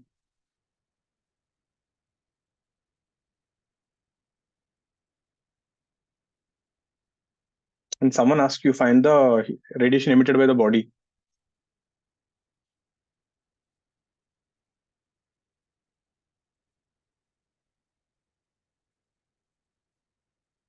Net heat energy absorbed by the body is different. So this will be sigma AE. Temperature will be 173 Kelvin to the power of 4. Temperature should be always in Kelvin. Be careful.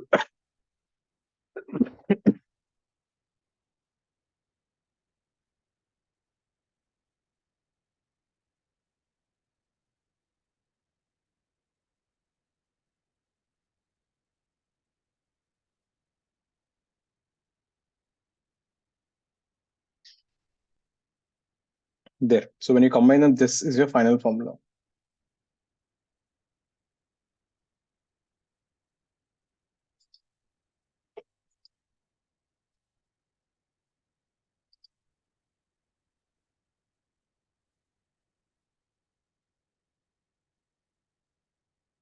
Clear? Let's see a few questions.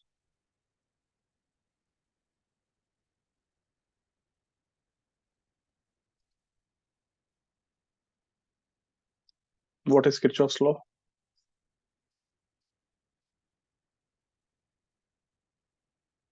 Aryan.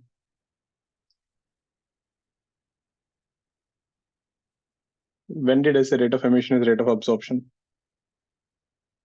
We said the ratio is constant. We never said it is equal. If you keep absorbing more, you have to keep emitting more. That's it. That's what it says. In steady state. This is not steady state. No? Think about it. If TB and TS are different, how is it a steady state? Steady state में दोनों equal हो जाएगा ना? Clear? There's a little bit of that. We can do that also. For small temperature changes, this will be a good concept. Right?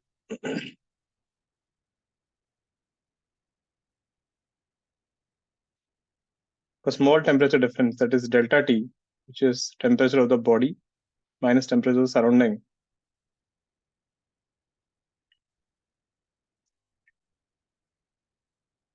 If delta T is much less than TB, TS. Example, let's say temperature of the body is 330 degrees.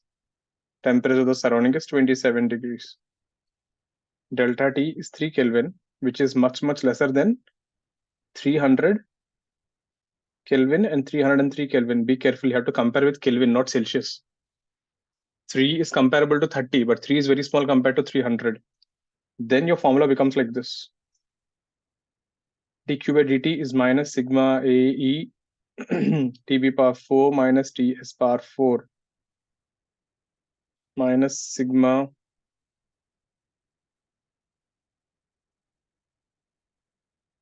so TB will be TS plus delta T whole power 4 minus TS power 4 minus sigma AA TS power 4 common 1 plus delta T by TS whole power 4 minus 1. You can use binomial approximation.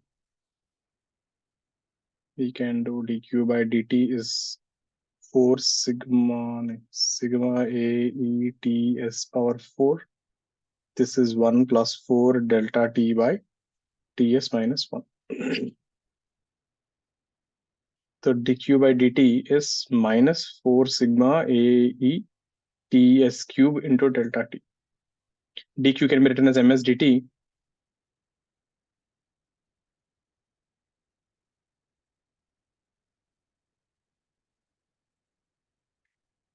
So rate of change of temperature of the body is minus 4 sigma AE TS cube by ms. Quite an important one, right? They have not asked anything like this in mains mein. But this thing gives you something very interesting. This is proportional to area, assuming it is a sphere. So this is proportional to area, which is proportional to r square. This guy is proportional to area by mass. Area is 4 pi r square. Mass is 4 by 3 pi r cube.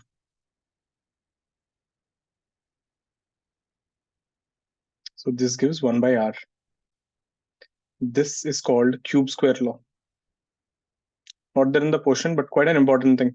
This explains a lot of phenomena. Animals' evolution. You can explain, like design of the engines, design of the architectural buildings. A lot of things you can explain with this.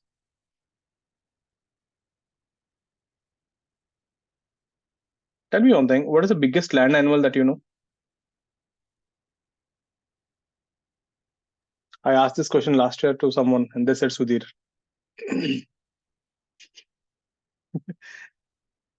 The guy in the class called Sudhir. So someone said Sudhir in the class is the largest land animal. African elephant, right? Those are the biggest ones. What was the largest sea animal? Blue whales. If you think about it, the sea animal is almost 40-50 times bigger than the land animal. Isn't it? So that means there is some advantage. And if you think about it logically, right, bigger the animal, the better for survival. If the elephant keeps becoming bigger and bigger, it has advantages. It can fight off the predators more easily. It can kill the other elephants, and it can take control of the entire herd. Right? It will survive. But for some reason, right, elephants don't grow beyond a certain size. It actually becomes, they go extinct. So there's a reason for that. Same way, when you construct buildings, right? Constructing a 10-floor building and constructing a 100-floor building, the game is completely different. So we'll see what is that. But do have a look at this. So this cube square law is important. This also tells you why Godzilla can't exist. We will see how.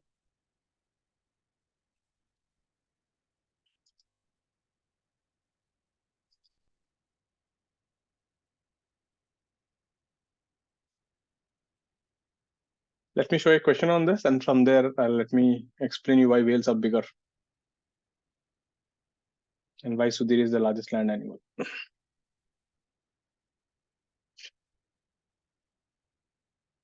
Last time when someone said Sudhir from back, so I was like, okay, and then it clicked. Shit, right? It is an insult of a different level. Let me ask you this question once.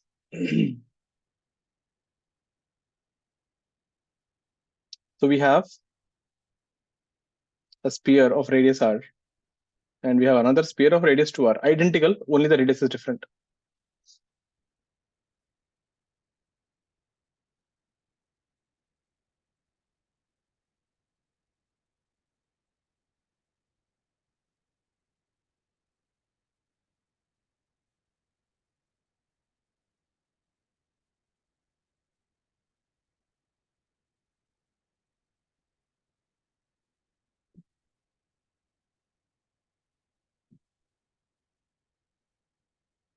Are at same temperature placed in a cold room.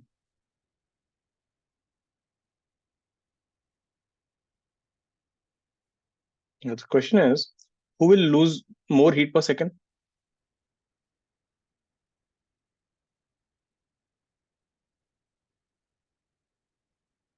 Who loses more temperature per second? Now people get confused between, sir, if you lose more heat, shouldn't you lose more temperature? Understand one thing, heat and temperature are related, but both are not same. Example, listen, let's say I have a big swimming pool here. Right, and I have a small, thin, some kind of thing like this.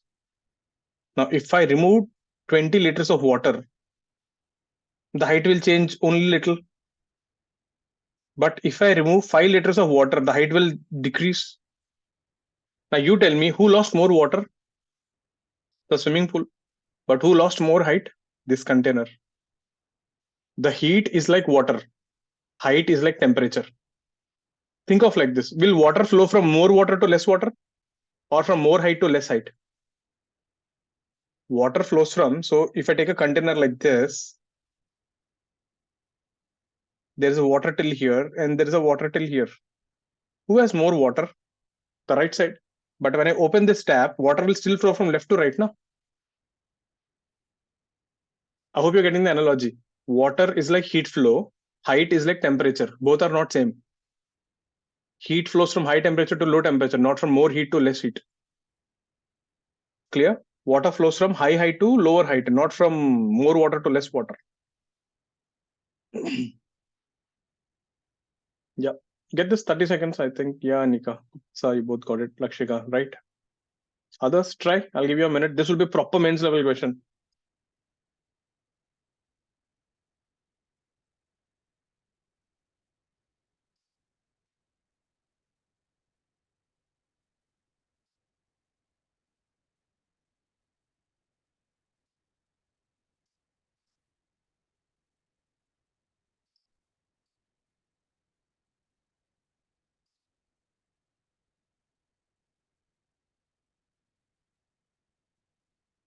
See. Yeah. So dq by dt 4 sigma a e t s cube delta t is proportional to 4 pi r square. So if you take the ratio of heat here, q1 by q2, that ratio will be in the ratio of r square is to 4r square. 1 is to 4. So 2r loses more heat. It loses heat 4 times faster.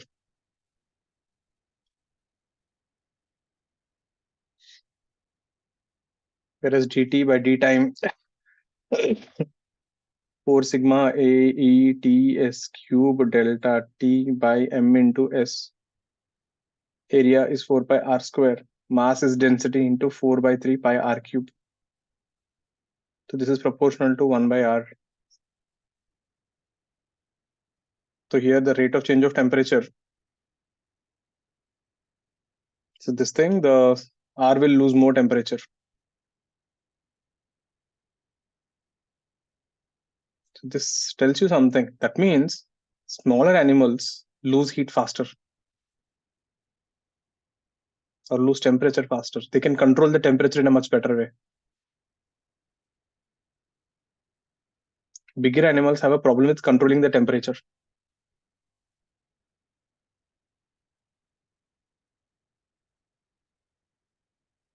Bigger animals or bigger buildings, anything that is big, have issues with temperature control.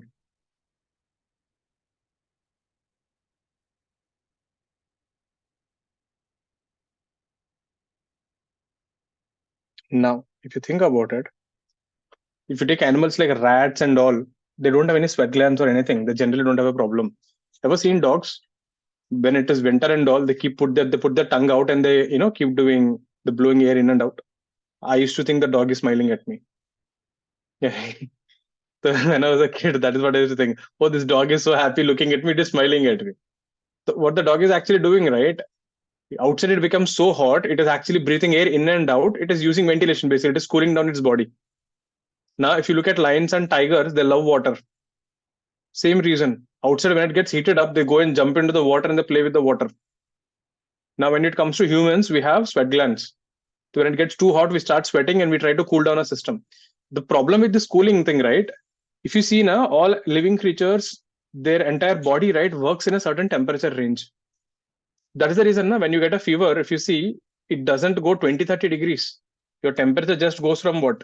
Like 37 something to 40-41. That's it. 5 to 6 Fahrenheit. The moment you touch 104 Fahrenheit, you know what they do? The doctor will put you in an ice tub. We will see what is the reason later on. First, let's bring the temperature down. Because once it exceeds 104 Fahrenheit, your brain cells start getting fried. You'll have a brain damage if the temperature exceeds a certain level. So, getting it? So, temperature control becomes a problem as the animals keep getting bigger.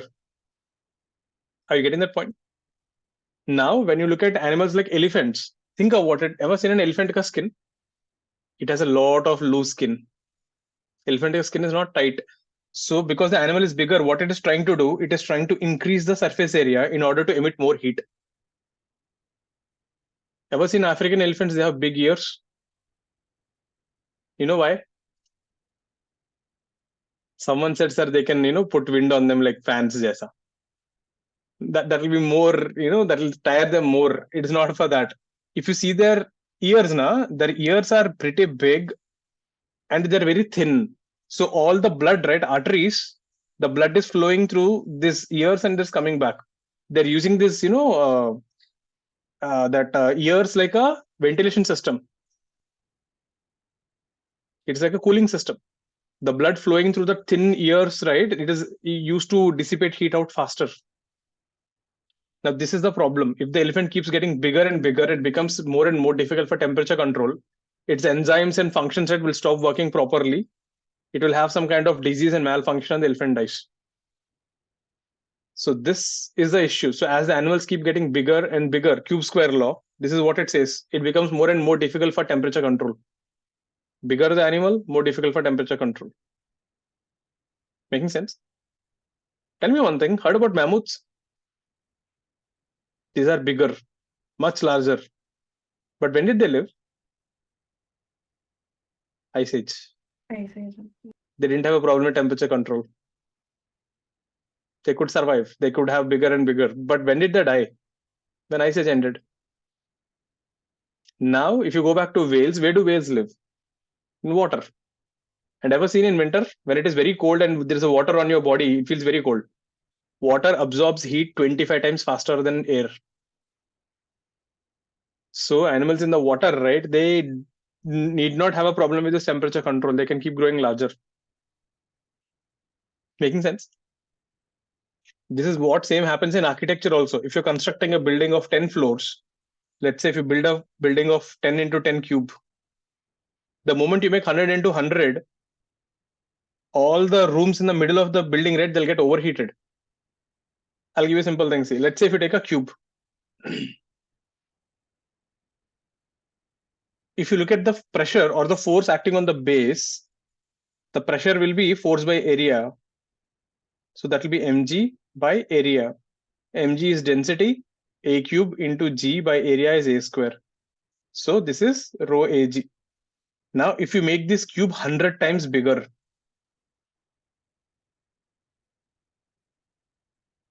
getting it? You made the side, width, breadth, everything 100. So people will think, kya problem hai? Every side increased by 100, but look at the pressure. Rho 100a whole cube g by 100a square. The mass increased as a cube function, whereas the area increases as a square function. You have 100 times rho ag. So this building ka pressure will be 100 times more compared to this building of size A. Means if you take a rat and make it as big as an elephant, you will observe the bones of the elephant are thicker compared to the rat. Making sense? As the size becomes bigger, let's say rat ka size is, let's say, 10 centimeter. If you want to make a rat of 1 meter, you just can't increase the bone ka size by 10 times. You have to increase it by 20, 30 times. So you're getting it? It's not a linear function. That is the reason why Godzilla can't exist. Godzilla is such a big animal. The moment it starts walking, the legs will have a fracture and the Godzilla will fall down there. So Godzillas can't exist. So all these movies where they show this big Ant-Man can't exist. He will break his leg. The moment he becomes 100 times more, the pressure is 100 times more. His bone structure will collapse. So there, Ant-Man can't exist because of cube square law. The same thing, tomorrow if you're designing an engine, you know the superbikes, what is the biggest problem they have? Or car engines? If you want to make the engine powerful, if you take a 100cc engine, and if you make a 1000cc engine, the size is not 10 times. It will be bigger than that. Because it gets overheated, you need better ventilation system. If you make the engine too big, you can't fit it on a bike. If you make it too small, engine will melt due to overheating. So you have to use better materials, so it will become expensive. You're getting it? That's why a bike with higher cc becomes more expensive. Cube square law explains multiple things. Goes from evolution, design of buildings, architecture. It goes in mechanical engineering, design of machines, engines especially. Computers. If you're having a computer with 1 terahertz and a computer with 100 terahertz, the system architecture is quite different. Right now, your PC which you're using, they use air to cool it down, right? If you use a high performing PC, they use liquid cooling. Kabhi suna? Phones mein they say liquid cooling, liquid cooling. Supercomputers, they use liquid nitrogen. So that is there. Clear with the cube square law? Quite an important thing. Yeah, but generally. So this is something when I tell the medical students, when they say, are medical people, why should they study physics? I ask them the same question, who is a bigger animal? And then they're like clueless. I said, like, that is the reason. Clear with this? Next one.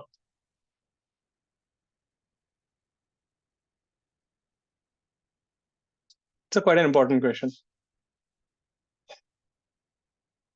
Let's say we got a solid sphere here, mass m, s, temperature T, emissivity is E, outside is vacuum. Due to radiation, it starts losing heat. Find the temperature of the body as function of time T.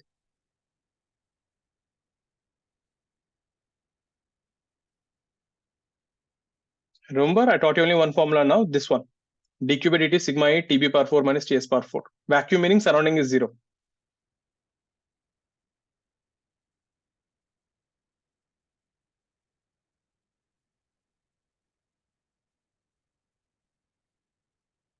Find temperature of the body as function of time T.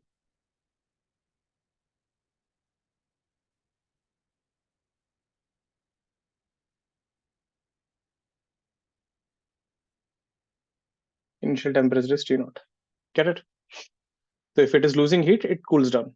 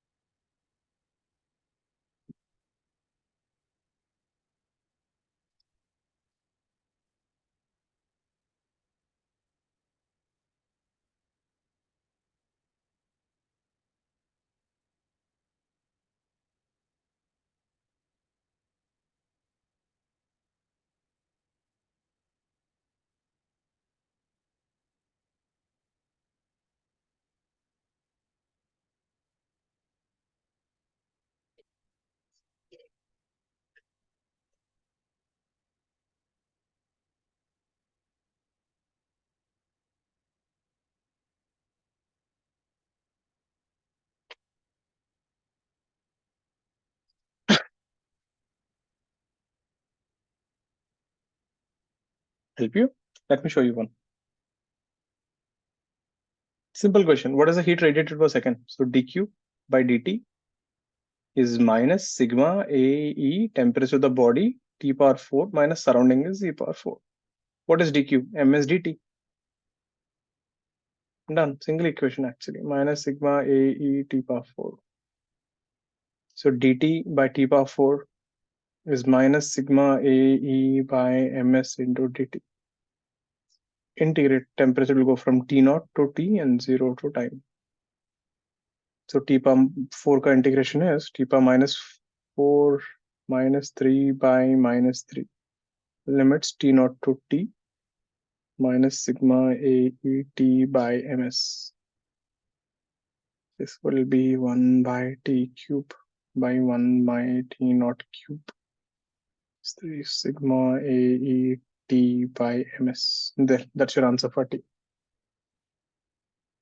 Don't forget the initial value. T naught भी है ना limits. Easy. So instead of using conduction, now we are using radiation ka formula, and dq is ms dt. That is, story is always there, calorimetry se.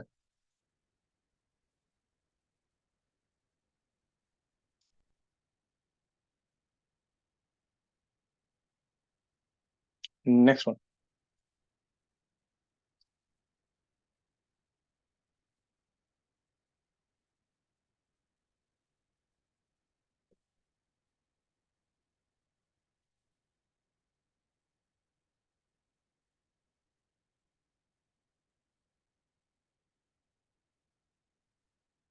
Next one. We have three large parallel plates.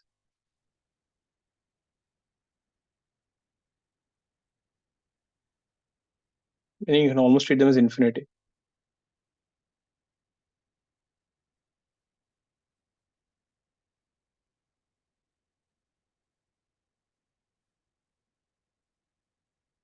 There's small distance between them. All are black bodies. E is equal to 1, E is equal to 1, and E is equal to 1. So this A, temperature of A is maintained at 2 T naught. Temperature of C is maintained at T naught. So B is just there in the middle. So what will happen? Heat will flow from here, heat will flow from here, heat will flow from here. Eventually, right, B also will get some temperature. A and C are maintained at T naught, 2 T naught and T naught. Find temperature of B in steady state.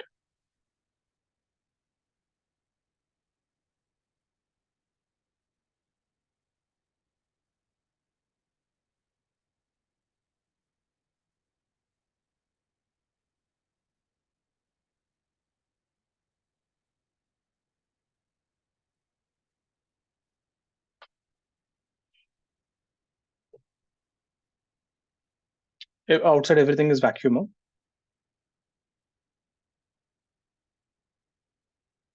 So you have three big parallel plates placed facing each other. The left plate is 2T naught, right plate is T naught. So both are emitting radiations. So whatever radiation falls on B, it will absorb everything. And B also will emit its own radiation in steady state. So what is the temperature of the middle plate in steady state?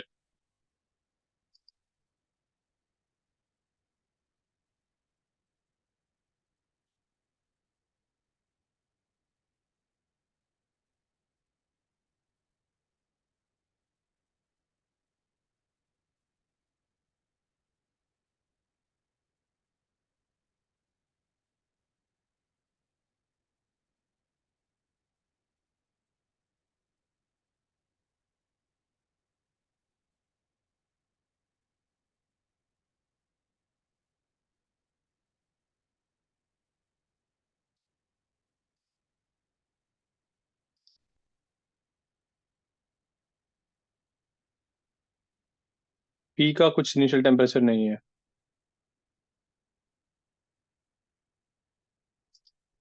Yeah, right, Lakshika. Others? We have one answer so far.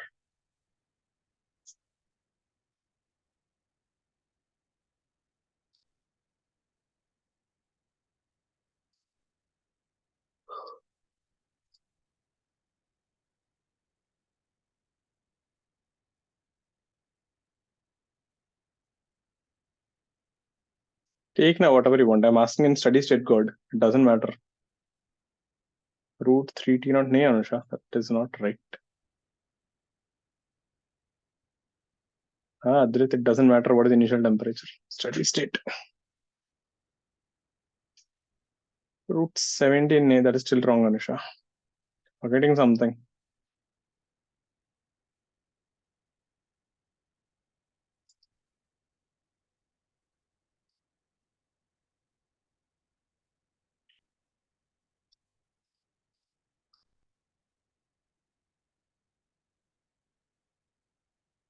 Let me help you with this. See.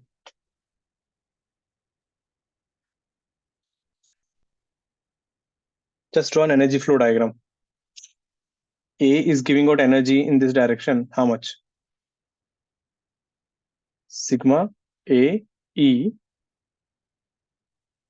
2T naught power 4.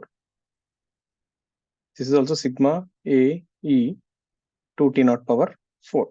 So this thing goes and falls on plate B. How much is C giving out? Sigma A E T naught power 4. Remember, for every surface it emits sigma A T naught power 4. This also goes and falls on this body. So let the temperature of B TB. What is B doing then? Whatever energy I am absorbing, I will also emit outside. Sigma A E TB power 4. Since I'm a black body, I'll absorb everything that falls on me. I'm absorbing it. So in steady state, heat received by B is equal to heat emitted by B. Now see, A is throwing heat in both the directions. B will take the heat which is coming to the right side. And C ka heat, the left one it will take. So it's receiving sigma A E 16 T naught power 4 from A, sigma A E T naught power 4 from C. And this guy is emitting 2 times because it has 2 surfaces, sigma A E TB power 4. So we have TB power 4 is 17 by 2 T naught power 4. Therefore, temperature of the body B is 17 by 2 whole to the power of 1 by 4 T naught. Please check.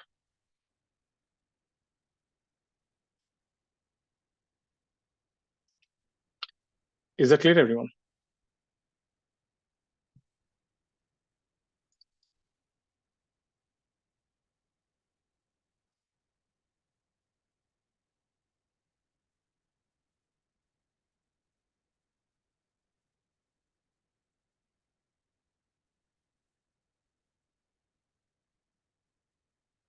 Clear?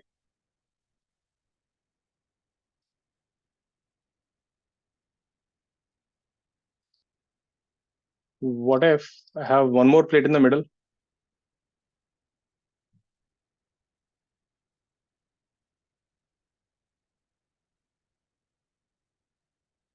What if you have A, B, C, D?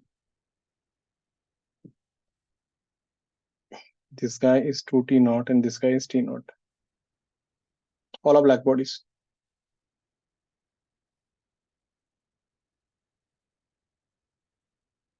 Now can you find TB and TC in steady state? Let's get me the equations.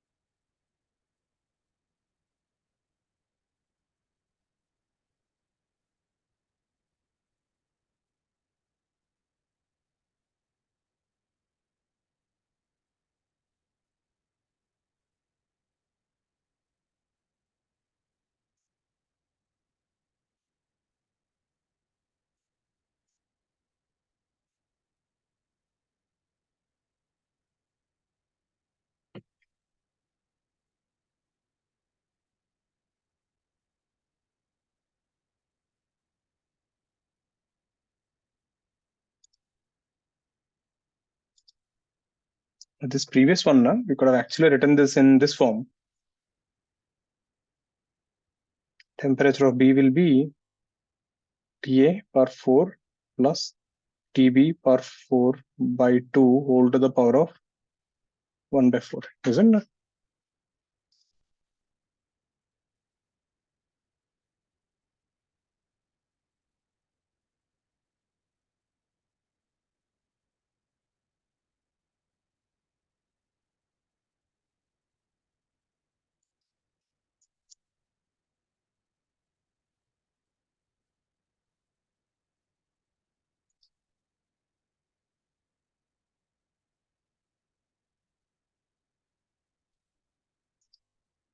Now see if you have multiple plates and T naught. Idea is the same here. This is sigma AE TA power 4. This is sigma AE TB power 4. Sigma AE TB power 4. Sigma AE TC power 4. Sigma AE TC power 4. Sigma AE TD power 4. So when you write for equilibrium for plate B, incoming is equal to outgoing 2 times sigma AE TB power 4 is sigma AE TA power 4 plus sigma AE TC power 4.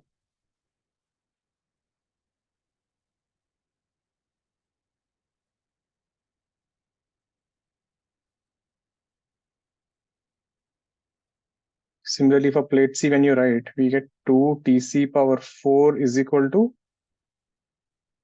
TB power 4 plus TD power 4.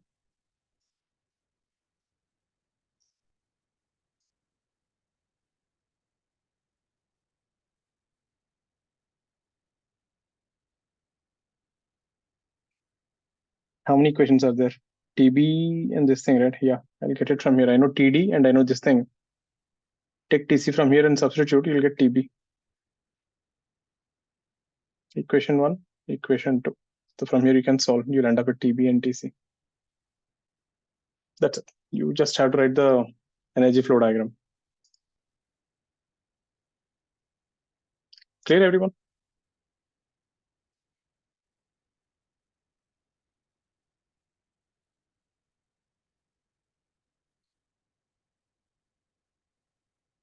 Sometimes they'll ask you what is the heat flow between the plates.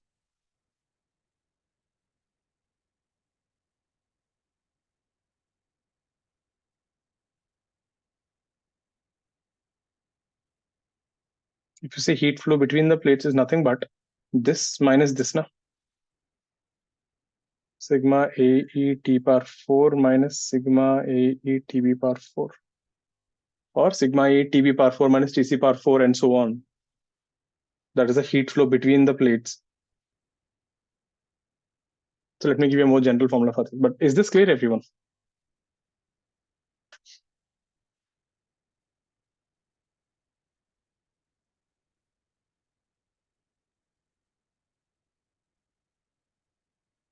Between n parallel plates. If you have n parallel plates, what is the heat flowing from one plate to another?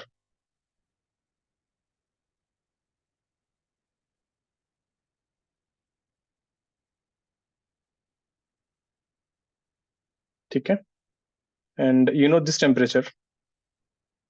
Plate 1 ka temperature is given, plate n ka temperature is given. Remaining plates ka temperatures you don't know.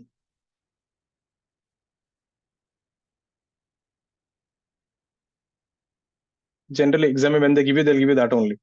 Temperature of the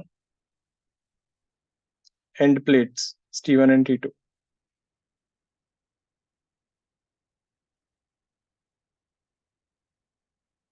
So the question is, how much heat is flowing between the plates? They can ask you like this also. If you have only two plates, how much heat is flowing? If I introduce one plate, how much will be the new heat flow? So the formula for this thing is the heat flow, the heat given by the first plate, sigma AE T1 power 4 minus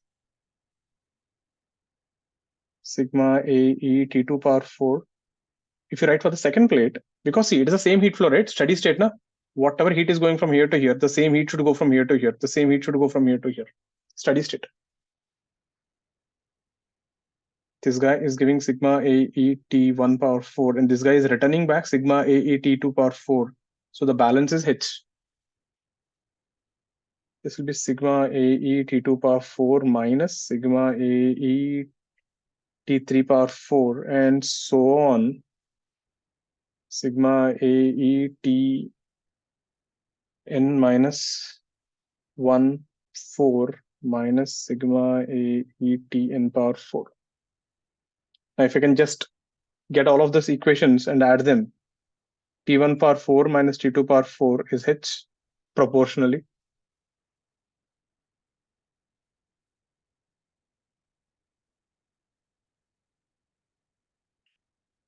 T2 power 4 minus T3 power 4 is also H.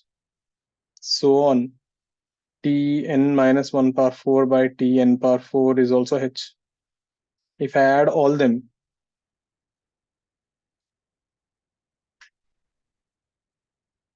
T2, T2, T3, T3, this will cancel. You end up with T1 power 4 minus Tn power 4 will be how many of these? This is n minus 1 plates. Huh? Therefore, the heat flow between the plates is T1 power 4 minus Tn power 4 by n minus 1 into sigma A. That's your answer. Where n is the number of plates.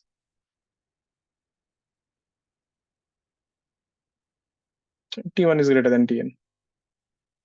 If Tn is greater, then it will be reverse. Please check. That means if you just have two plates, then the heat flow will be T power 4 minus T2 power 4. If you have 10 plates, it is T1 power 4 minus T power 4 by 10 minus 1. The heat flow actually keeps decreasing. If you put more and more plates between, it is like a barrier. I'll just show you what is the meaning of this. Plate, 2 T naught, T naught. What is the heat flow? Let's call it H1. Suppose plate, 2 T naught and T naught, बीच में एक plate डाल दिया extra. अभी heat flow कितना होगा? H2. They'll ask you find H1 by H2. So H1 is proportional to 2 T naught power 4 by T naught power 4 by n minus 1, that is 2 minus 1. H2 is proportional to 2 T naught power 4 by T naught power 4 by 3 minus 1. So H1 by H2 will be 2:1 ratio. Is that making sense? Even though the temperatures are same, putting a plate in the middle has decreased the heat flow by half. Clear? What kind of question they can frame in the exam? This is the kind of questions you can get in the exam. If there are two parallel plates and the heat flow is H, what if you introduce 3 plates in the middle? Find the new heat flow. Have a look at this.